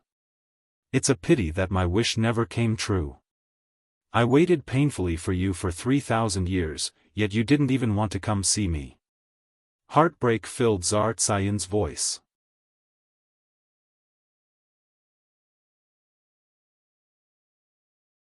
Chapter 1035, Zar Tsayin's feelings. After Zar Kaiyun buried her feelings in her heart for so long, they finally exploded without restraint. Her bone-piercing tenderness, and her unchangeable stubbornness deeply moved Hao Wu's heart and caused it to tremble. Kaiyun, it was me who has no right to see you. I have no right to see you. I'm the one who can't make it up to you. It's me. Hao Wu sobbed painfully with his eyes closed, as sorrow filled his face as well. Bright blood constantly flowed from the corner of Zar Tsayin's mouth. She slowly raised her jade-white hand and gently touched Hao Wu's weathered face. Her eyes were no longer as cold and emotionless as before. Instead, tenderness filled her eyes. She said softly, Hao Wu, I don't blame you. I've never blamed you, nor have I been mad at you. Because back then, before my family, you had no power to resist. Even I could not avoid the arrangements of my family. But it's different now. We both possess great strength now. We both have the authority to speak and make decisions before the clan. Hao Wu, did you know that I longed for you in every moment of those years, longing to be with you, to spend our days freely like before and living by the sword? Are you willing to be with me now?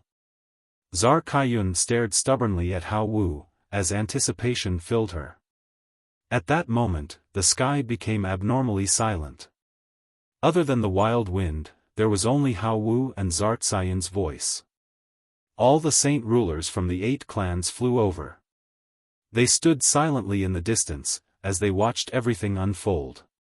All of their expressions were extremely mixed, while quite a few of them stared fixedly at Zar Kaiyun. Very few of the people among them knew about Zar Tsayin's past. They all found it extremely unbelievable that their most powerful ancestors' love for Hao Wu was so deep, and that it did not change even after several thousand years. Zar Vamos stood with the many saint rulers of the Zar family, as they stared at the two of them with mixed emotions. Deep regret was present. Back then, they had ignored the painful pleas of Zar Kaiyun and forcefully separated the two of them. This was because Hao Wu was just a slightly talented mercenary. He drifted through the continent without a definite residency, and did not possess any background. How could someone like that catch the eyes of the Tsar family that controlled one of the 7 capitals of the city? Meanwhile, Tsar Kaiyun was the most outstanding person of the family. She was talented, clever and a devastating beauty. The previous ancestor of the clan viewed her as a treasure of the clan.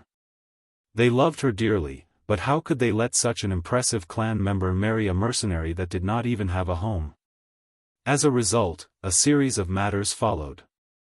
However, the Tsar family had never thought that the mercenary who could only be considered as slightly talented would actually have such great potential. He became one of the few supreme experts of the continent after several thousand years and became an existence that the Tsar family needed to treat with importance. However, the Tsar family had just committed too many things that could not be made up to Hao Wu. With the mistakes already committed, it was extremely difficult for them to avoid the consequences, which was why Hao Wu had always stayed in the Holy Empire. However, his relationship with the Tsar family was ambiguous. It was uncertain whether it was hostile or not. Also, Tsar Vamos knew that with Hao Wu's connections, he possessed the power to take revenge against the Tsar family many years ago. However, he never did it, all because of Tsar Kaiyun. Jian Chen put away his emperor armament and hovered in the sky without any presence like an ordinary person. He stared quietly at the two of them as mixed emotions filled his eyes.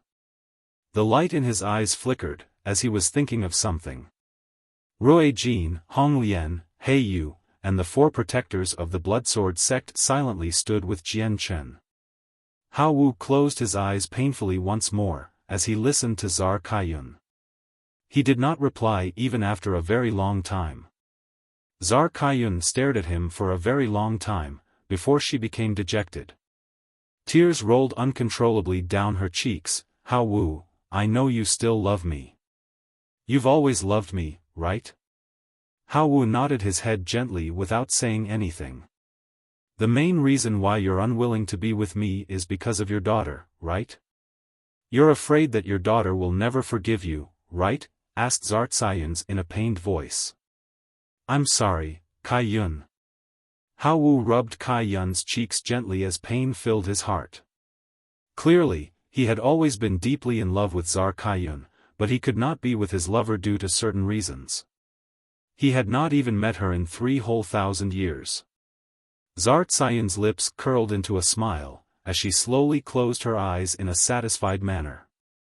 She said gently, Hao Wu, I may not be able to be with you, but I am already very satisfied to be able to feel your embrace once more. With that, her body suddenly jolted. Immediately, blood sprayed from her mouth. She also began to pale, and her expression became horrible. She was close to death. Hao Wu's expression greatly changed. His eyes snapped open in that instant, as he stared at Tsar Kaiyun in disbelief. He cried out, Kaiyun, Kaiyun, what are you doing? You've severed your meridians to your heart. Why are you so muddle-headed? Since living means pain, I might as well just die. It'll be better than suffering every day. Hao Wu, I hope we can meet again in our future lives. Tsar Tsayun's face was ashen. She wanted to die now and did not desire to continue living. Afterward, a faint ball of flames emerged from Tsar Tsayun's head. She was currently using a secret technique to burn her soul. Kaiyun, don't do this, Hao Wu paled in fright. He became stunned as everything had occurred just too suddenly. Kaiyun, stop. Tsar Vamos also paled, as he cried out in a panic. Ancestor, the saint rulers all became shocked as well, as they called out sorrowfully. Jian Chen's expression also changed slightly, as he stood from afar. He turned to Rui Jin and said, Senior Rui Jin, please stop her. Rui Jin nodded and silently arrived before Tsar Kaiyun. He directly struck toward her head with his palm. Don't harm Kaiyun. Hao Wu thought that Rui Jin wanted to kill Tsar Kaiyun. He immediately tried to block the attack, as he cried out. If you don't want her soul wiped out, don't interfere, Rui Jin growled. His left hand changed between seals, and he immediately cast a secret technique of the Dragon Clan to immobilize Hao Wu. His right palm continued mercilessly toward Zart Cyan's head. Rui Jin immediately extinguished the flames on her head, and her soul stopped burning. Rui Jin had forcefully obstructed her suicide attempt, but her soul was greatly injured. She became unconscious. Hao Wu recovered his freedom very quickly. He retreated hastily with Zar Kaiyun in his arms, and he pulled far away from Rui Jin. He stared at Zar Kaiyun in panic, as he constantly shook her. Kaiyun, Kaiyun, what has happened to you? What has happened to you? Zar Vamos also arrived before Hao Wu. His expression was filled with sorrow, as he stared painfully at the unconscious Zar Kaiyun. He was filled with regret over the decision he had made all those years ago. Her soul is currently extremely heavily injured, and she has fallen conscious. Coupled with the fact that she only wants to die, it'll be impossible for her to wake up in a short amount of time, Rui Jin said nonchalantly, as he stared deeply at Zar Kaiyun.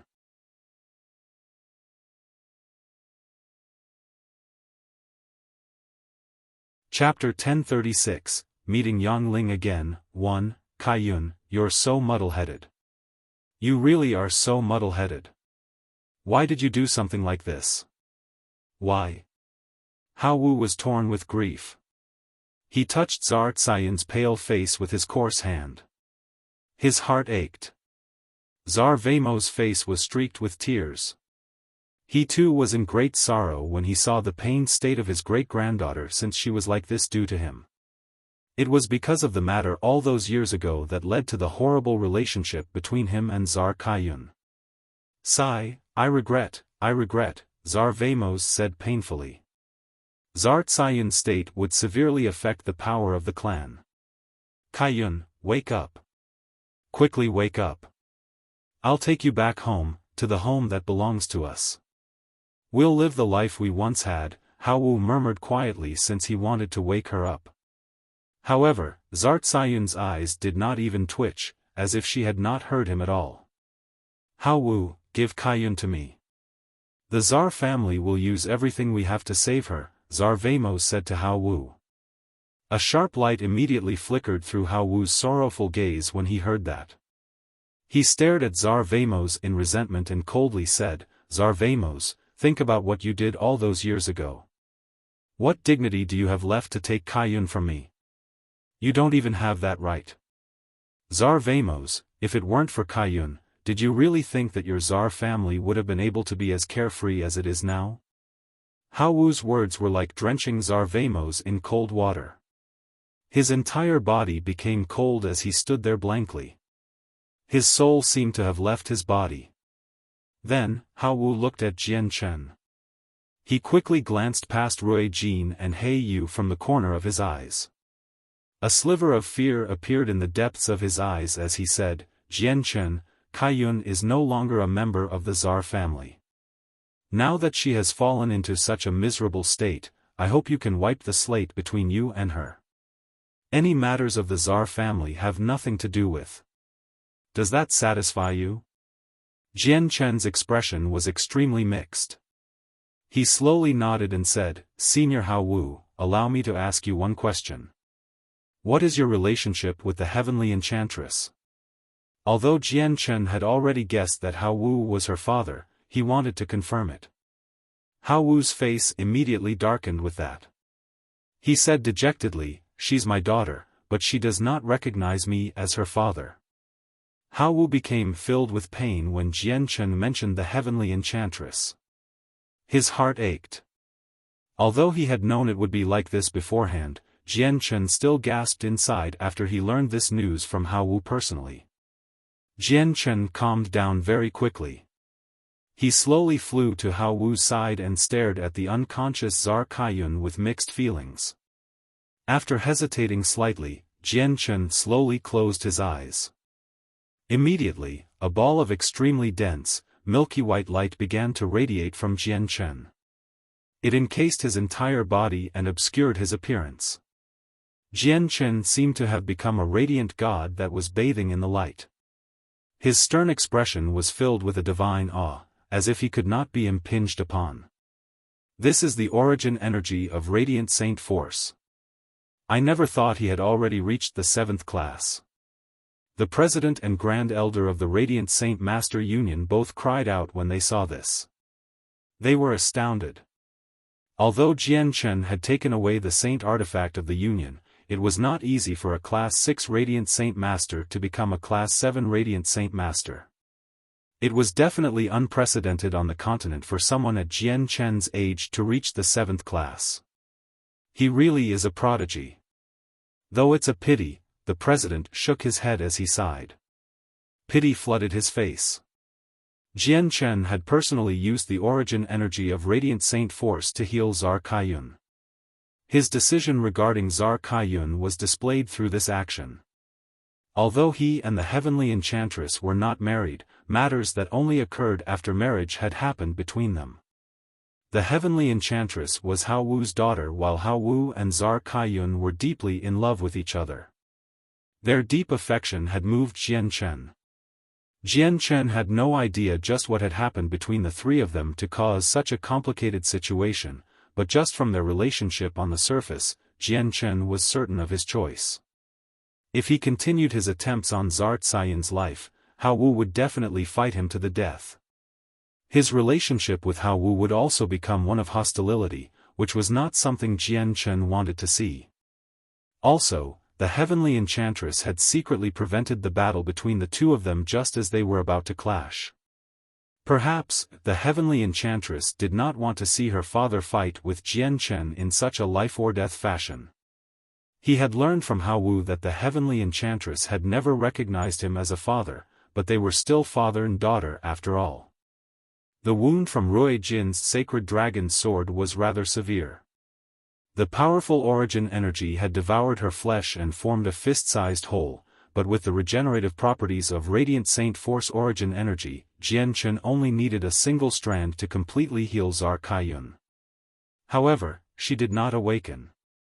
Jian Chen's actions greatly moved Hao Wu, and he constantly thanked Jian Chen. He knew Jian Chen's background very well. Jian Chen was someone that even the 10 protector clans were helpless against. Moreover, he was followed by 2 extremely powerful experts that even human and magical beast saint emperors could do nothing but flee against. However, Hao Wu had no idea about the connection between Jian Chen and his daughter even now. I've healed all her wounds with my Radiant Saint Force. Though I am helpless when it comes to the injuries of her soul. Jian Chen gently sighed. I will find ways to cure Cayun's injuries of the soul. It's me who can't make it up to her as well as me who caused her to become like this. I will use the rest of my life to make it up properly to Kaiyun. Hao Wu focused his attention on Zar Cayun's face. Then, he left with her in his arms. He disappeared into the horizon very quickly. Kaiyun. Zar Vamos sorrowfully cried out as he stared blankly in the direction she had disappeared in. He was filled with worry and a deep unwillingness to part with her. At this moment, more and more saint rulers hurried over from the surroundings. They watched from afar. They had all been drawn over by the great battle earlier.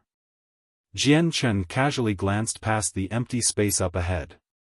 His soul was extremely powerful, so he could clearly feel the Saint Kings hiding there. Within them included the ancestor of the Kara clan. Jian Chen was no longer in the mood to settle his disagreements with the 8 clans and the Zar family after what had happened with Hao Wu. He coldly said to the people of the 8 clans, I will not pursue the matter of you heavily injuring me all those years ago because of Senior Hao Wu.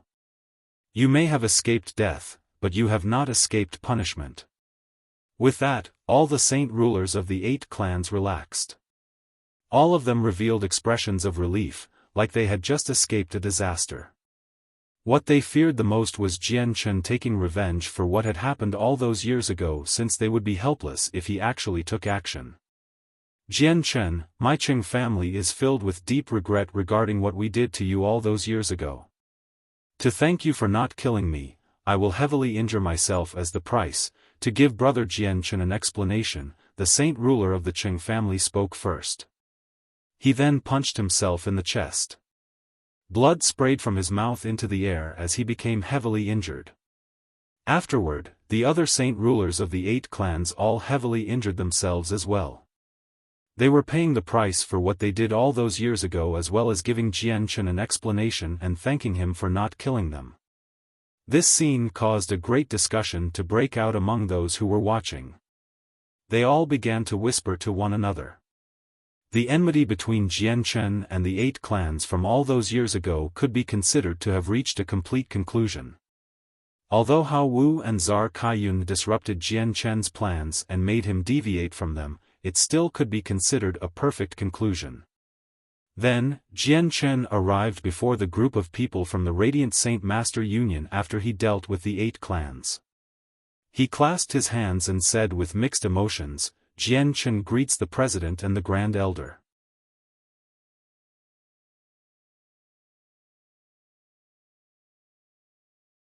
Chapter 1037, Meeting Yang Ling Again. 2. The President and the Grand Elder of the Radiant Saint Master Union both sighed deeply inside, as they looked at the person who was once the most outstanding prodigy of the Union. Their emotions were greatly mixed. Once upon a time, the two of them had treated Jian Chen as the future of the Radiant Saint Master Union. They even raised him as the successor of the President. The President had even used his own disciple, Yun Tian, to discipline Jian Chen, with the hope that he could grow quickly and become someone great that could take charge. He had hoped that Jian Chen could take up the position of developing the Union. Unfortunately, the heavens played a huge joke on them. The young Yutian who had joined the Union as a Radiant Saint Master all those years ago was a fighter as well, and one that had become Saint Ruler. Since ancient times, there had never been a fighter that was also a Radiant Saint Master. As a result, the saying that one could not be both a fighter and Radiant Saint Master at the same time had arisen. No one had ever broken this fact even after the countless years the saying had existed. However, the revelation of Yang Yutian's identity as a fighter broke this fact that had remained for countless years and greatly affected the Union. It basically shook it to its core. Other than that, Jian Chen's other identity also greatly shocked the high-ranking members of the Union. He was actually a member of a protector clan, the Changyang clan. The protector clans were the ultimate force of the Tianyuan continent. They had existed since ancient times and possessed history even lengthier than Mercenary City. Even the 3 great empires possessed nothing close to contending with them. They were the undebatable rulers of the continent, and the Radiant Saint Union was as weak as a child compared to them. They would crumble in the first clash if they were to ever fight. The President and Grand Elder of the Union looked at Jian Chen with extremely mixed emotions. They remained silent for a very long time while affection and resentment mixed within their eyes. To them, Jian Chen was someone worthy of their affection and resentment. They loved his talent as well as the fact that he could bring a bright future to the Union, while they hated Jian Chen's second identity. Moreover, he took away the saint artifact all those years ago and threatened the Union. They knew that Yang Yutian, who had become the most outstanding prodigy in all of the Union's history and had extremely great potential of reaching Class 8 as a Radiant Saint Master, would probably never return again. Sigh. After a very long while, the Grand Elder exhaled deeply at the sky and said, "Jian Chen, you've finally returned to the Tianyuan continent. I never thought that it would take several years before we met again. Your strength has increased once again, which is unbelievable. Jian Chen, come visit the headquarters of our union whenever you have the time. There are some matters I want to discuss with you." The President spoke as well. Jian Chen knew that the President wanted to talk about the saint artifact, so he did not decline. He agreed, "President, I'll go with you to the Union after I deal with the matters here." The President also began to smile from the bottom of his heart as he nodded many times. Jian Chen used the illusory flash to move, and his steps became blurs. With every casual footstep, he would traverse several kilometers.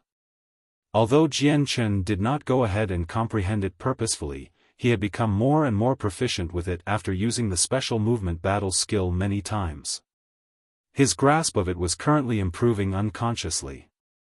After around a dozen steps, Jian Chen had traversed over 100 kilometers. He had returned to the City of God. The barrier around the city had disappeared as well. It had returned to its previous state. Rui Jin, He Yu, Hong Lian, and the 4 protectors of the Bloodsword sect followed behind Jian Chen. Behind them were Tsar Vamos and the saint rulers of the 8 clans, as well as the various experts who had come to watch. Jian Chen hovered over the City of God and directly flew to the mansion of the Tsar family. Bai Jian remained in the huge estate, standing there in the same position as before. Panic flooded his face. Tsar Vamos had frozen Bai Jian before, which had immobilized him.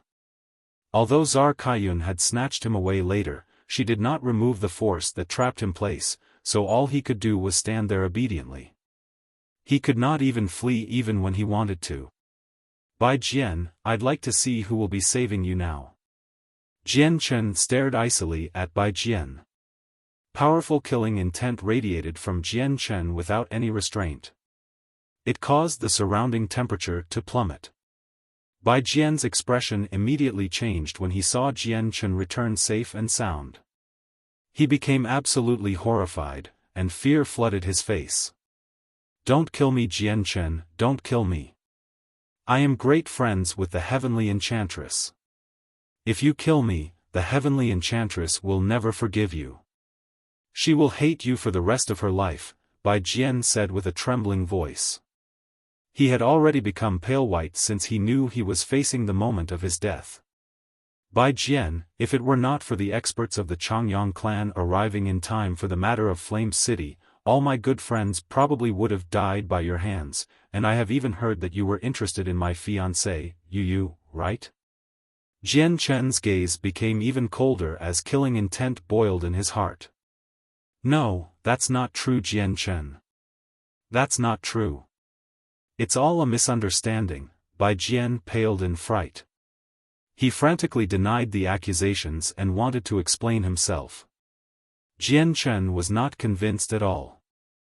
He coldly said, "Don't worry, Bai Jian, I won't kill you so easily." With that, Jian Chen threw a vicious kick at Bai Jian's dantian and a sliver of chaotic force immediately entered it.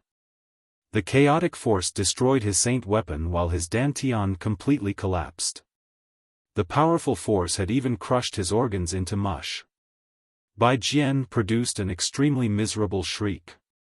With his saint weapon destroyed, he also became extremely heavily injured. Although he would not die as long as his soul was still present as a saint ruler, his strength plummeted. Afterward, Jian Chen extended a finger, and a sliver of chaotic force shot into the center of Bai Jian's eyebrows in the form of a sharp sword qi. It heavily injured his soul and prevented him from being able to flee in the form of a soul. Bai Jian immediately became haggard thanks to this soul injury. He arrived at death's door, and he even lost the power to shriek out in pain. He was in so much agony that tiny droplets of sweat covered his forehead. Jian Chen, you won't be dying an easy death, Bai Jian cursed through his teeth, but his voice was extremely weak. He knew he was done for now that Jian Chen had destroyed his saint weapon, and his soul was injured. Jian Chen ignored Bai Jian's cursing.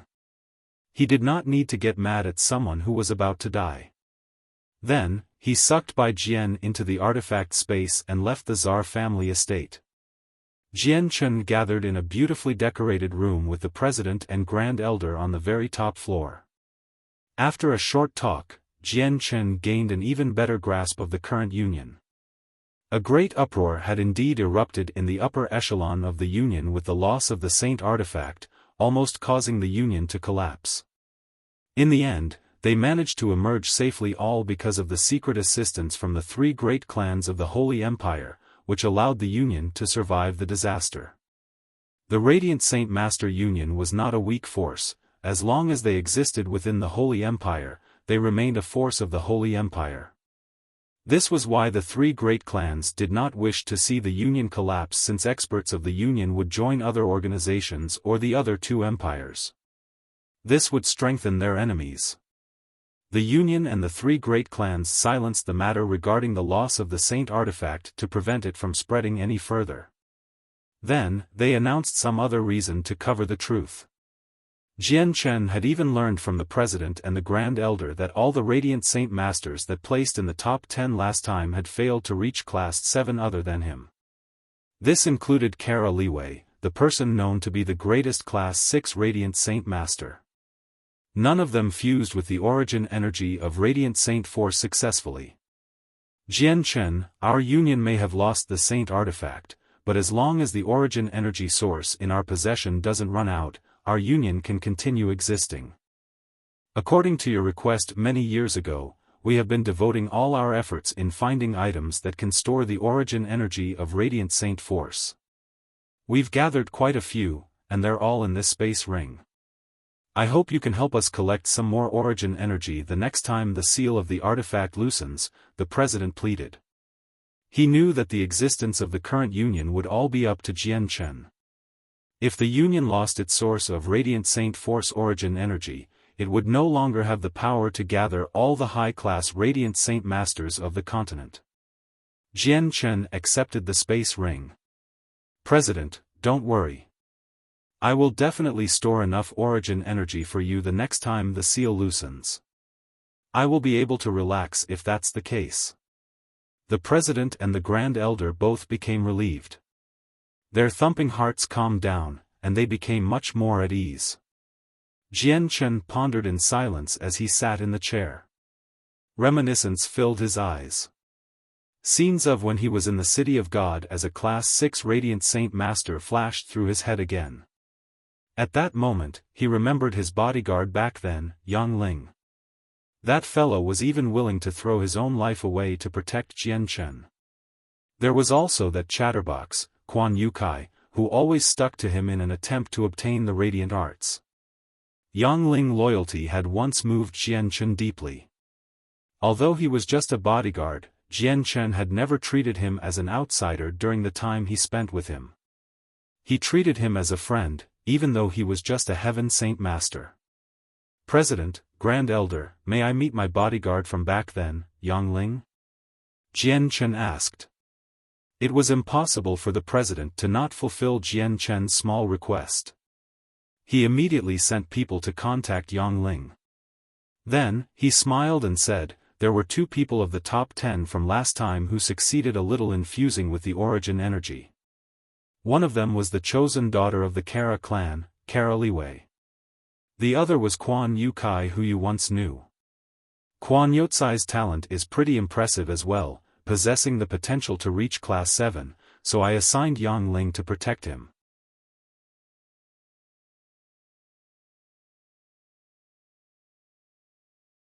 Chapter 1038, Kara Liwei. Jian Chen had no idea how he should react when he heard this news. They had not seen each other for so many years, yet Quan Yukai was actually with Yang Ling. Quan Yukai is shameless and feels unreliable sometimes. He would stick to me all the time and constantly chatter without end. While Yang Ling's a quiet person. He's simple and honest, so it sure would be interesting if the 2 of them are together, Jian Chen thought inside. Very soon, the burly Yang Ling was brought over by some people, and following him was the white-robed Quan Yukai, who bore a detailed, blue badge on his chest. Oh wow, Brother Yang Yutian, it really is you. When I heard the elders say that Brother Yang Yutian had come back for vengeance with the 8 clans, I didn't believe it at first, but it really is you now that I've seen you again. Quan Yutsai's eyes immediately lit up when he saw Jian Chen.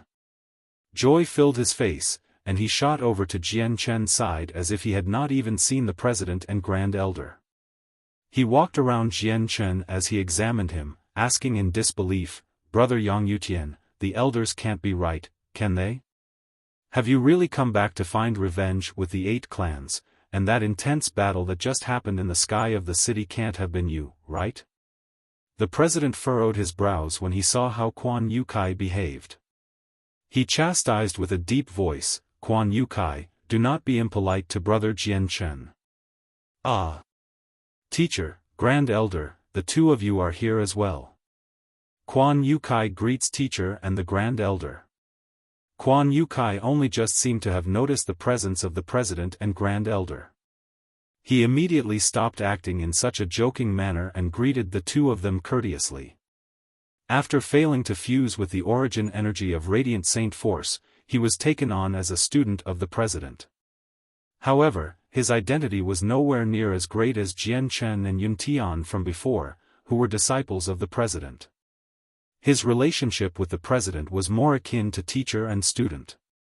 Quan Yukai admired the President and Grand Elder greatly inside. He immediately became well-behaved before the two of them, standing to one side obediently and quietly. He would always stare at Jian Chen, wanting to say something but holding back while the President and Grand Elder were present. Jian Chen also became cheerful when he saw his acquaintances of the past.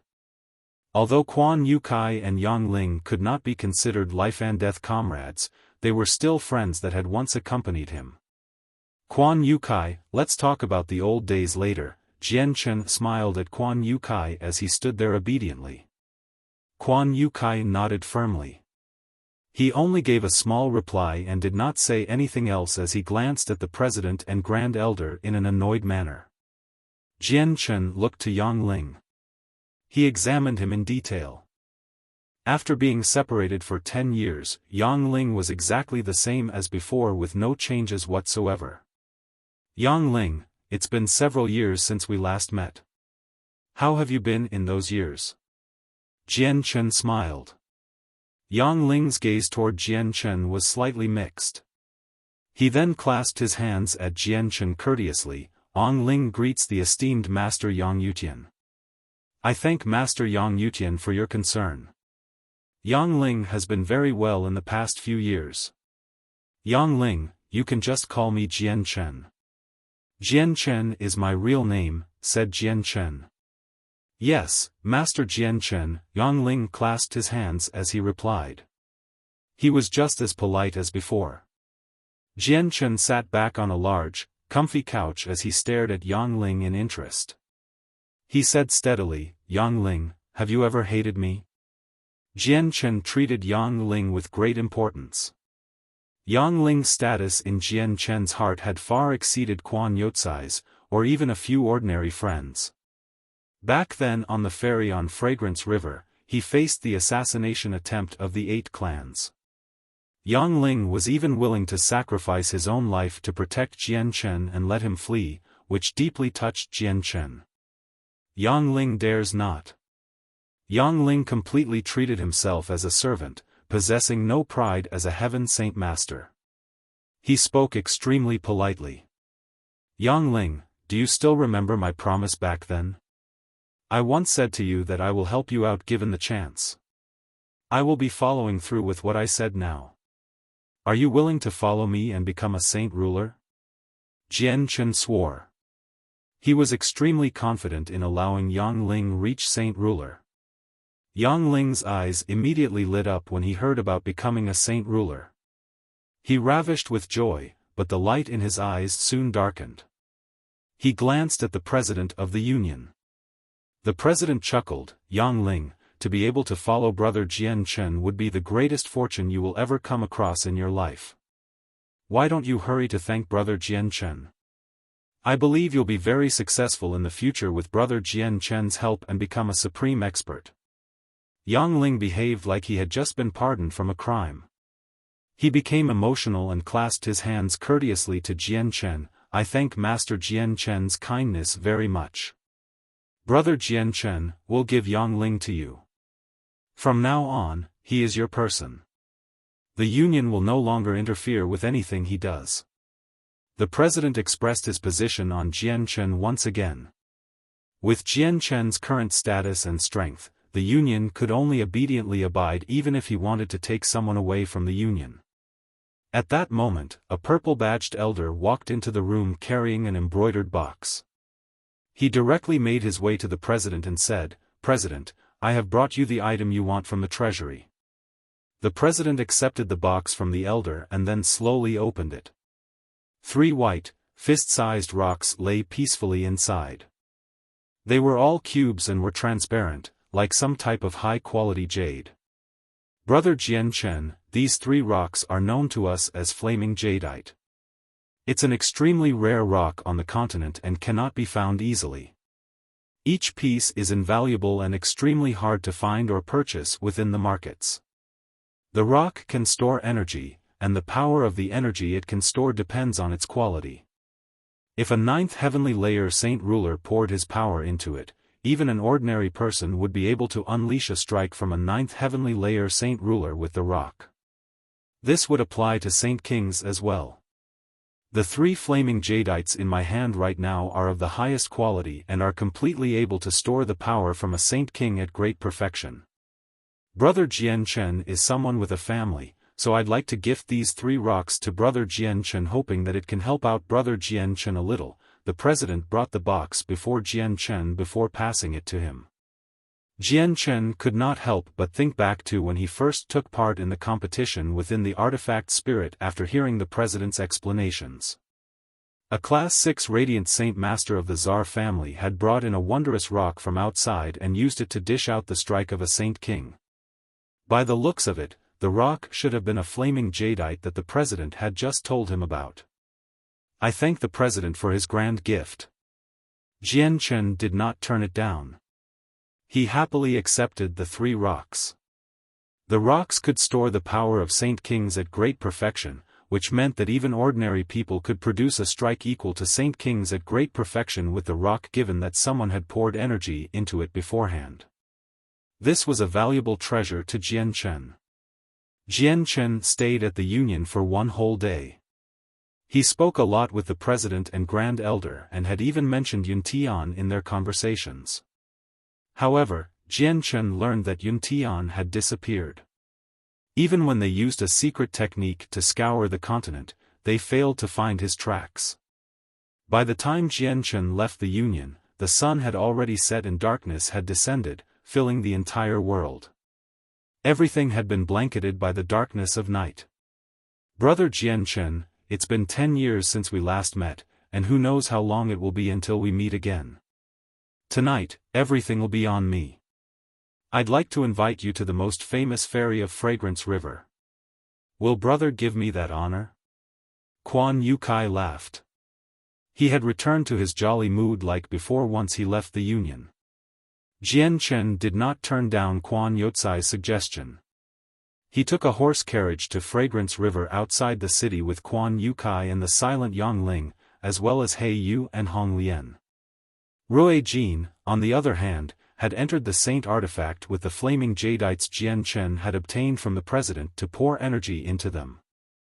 Meanwhile, the 4 protectors of the Bloodsword sect had been dismissed by Jian Chen.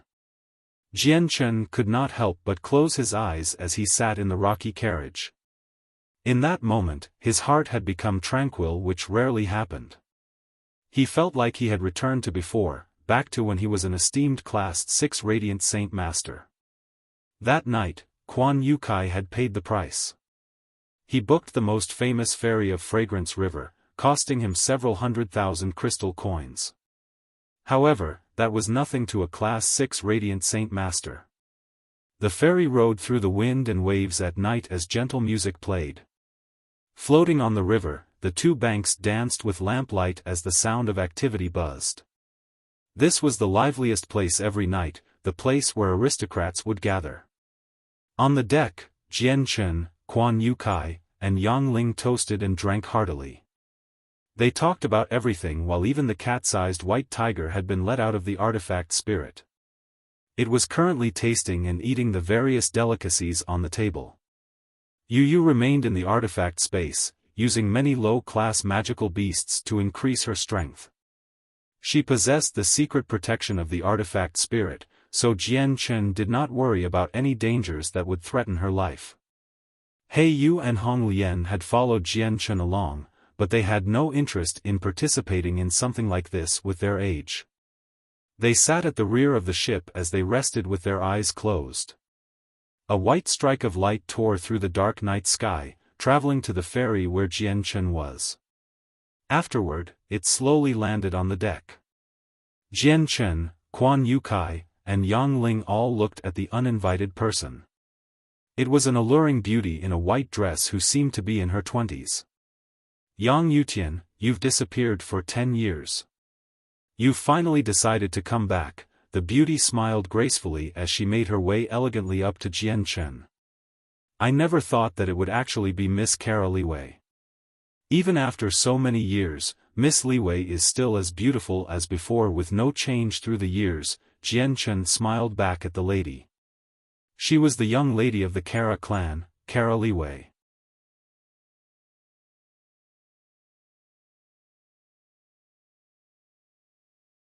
Chapter 1039, The Divine Hall hidden at the bottom of the river. Kara Li Wei arrived before Jian Chen with her eyes shining.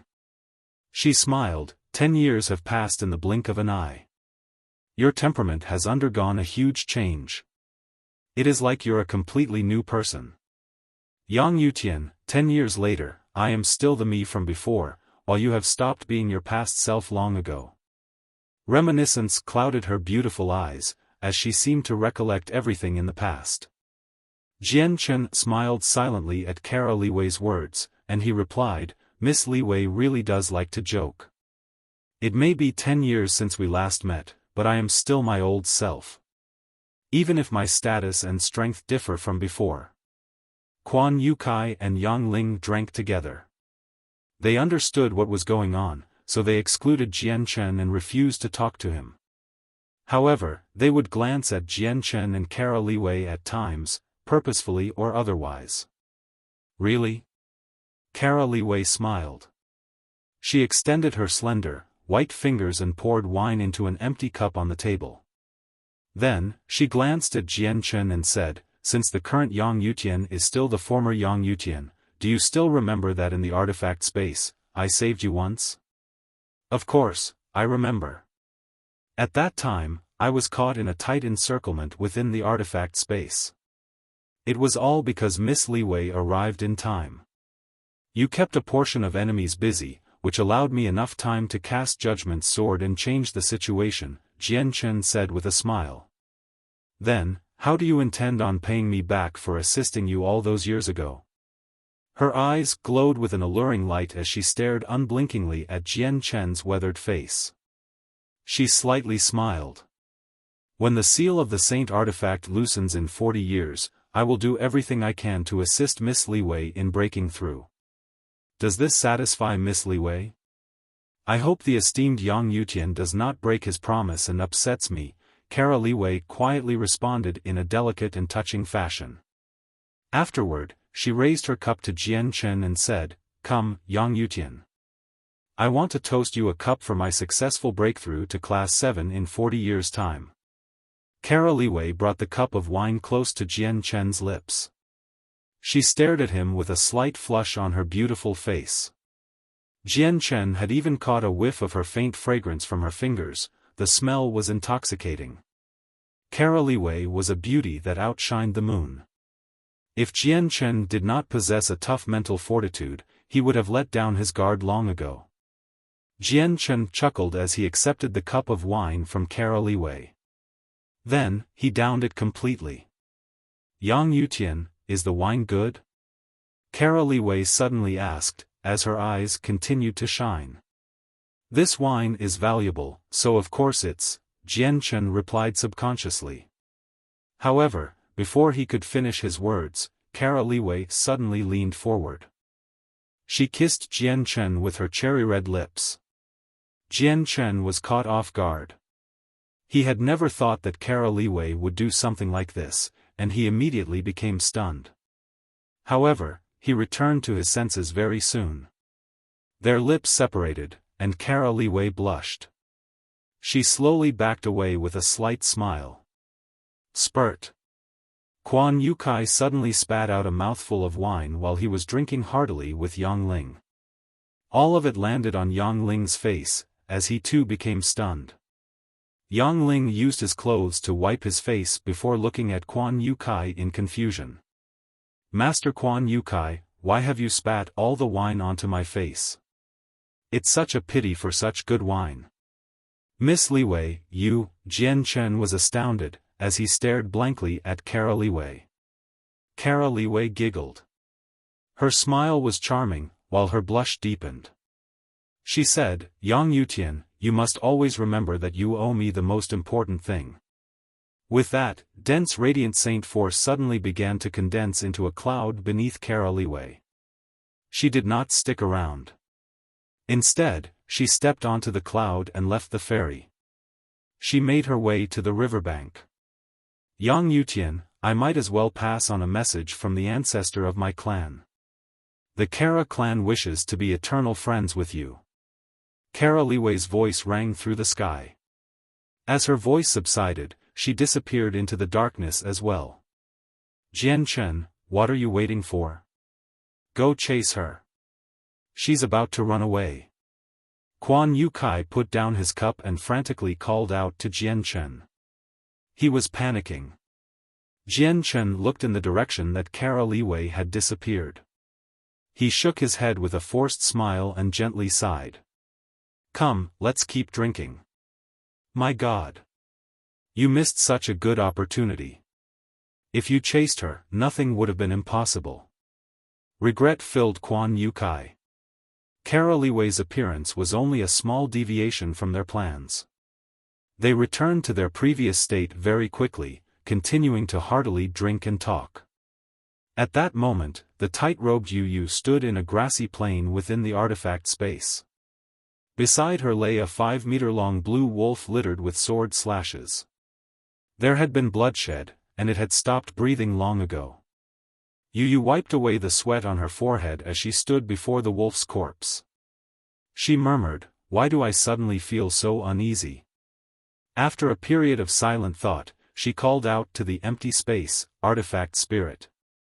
This one greets the mistress. What does the mistress require?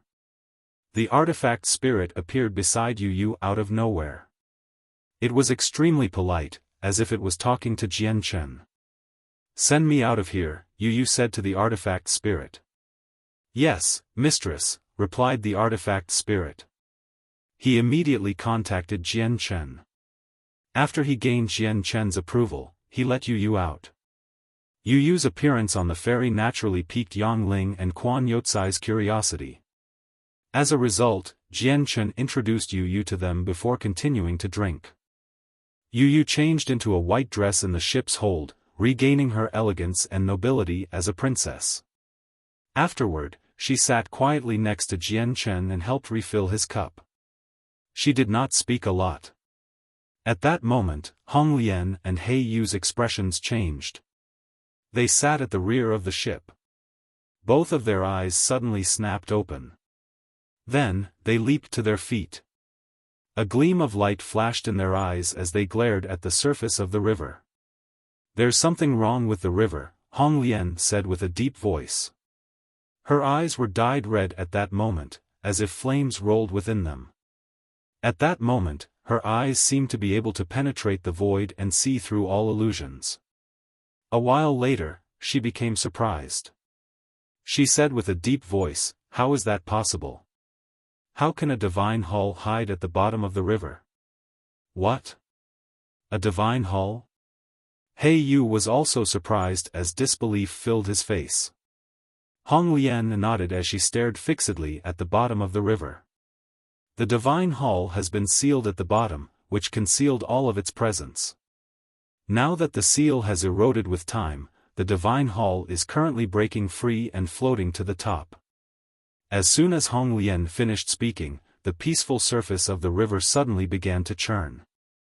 Huge bubbles emerged like boiling water. The entire river began to rise at a visible rate, flowing onto the banks of the river very quickly. You're tuning in to the Xiaofan's Wuxia Tales YouTube channel. Don't forget to subscribe and join us on this journey to catch the most captivating stories.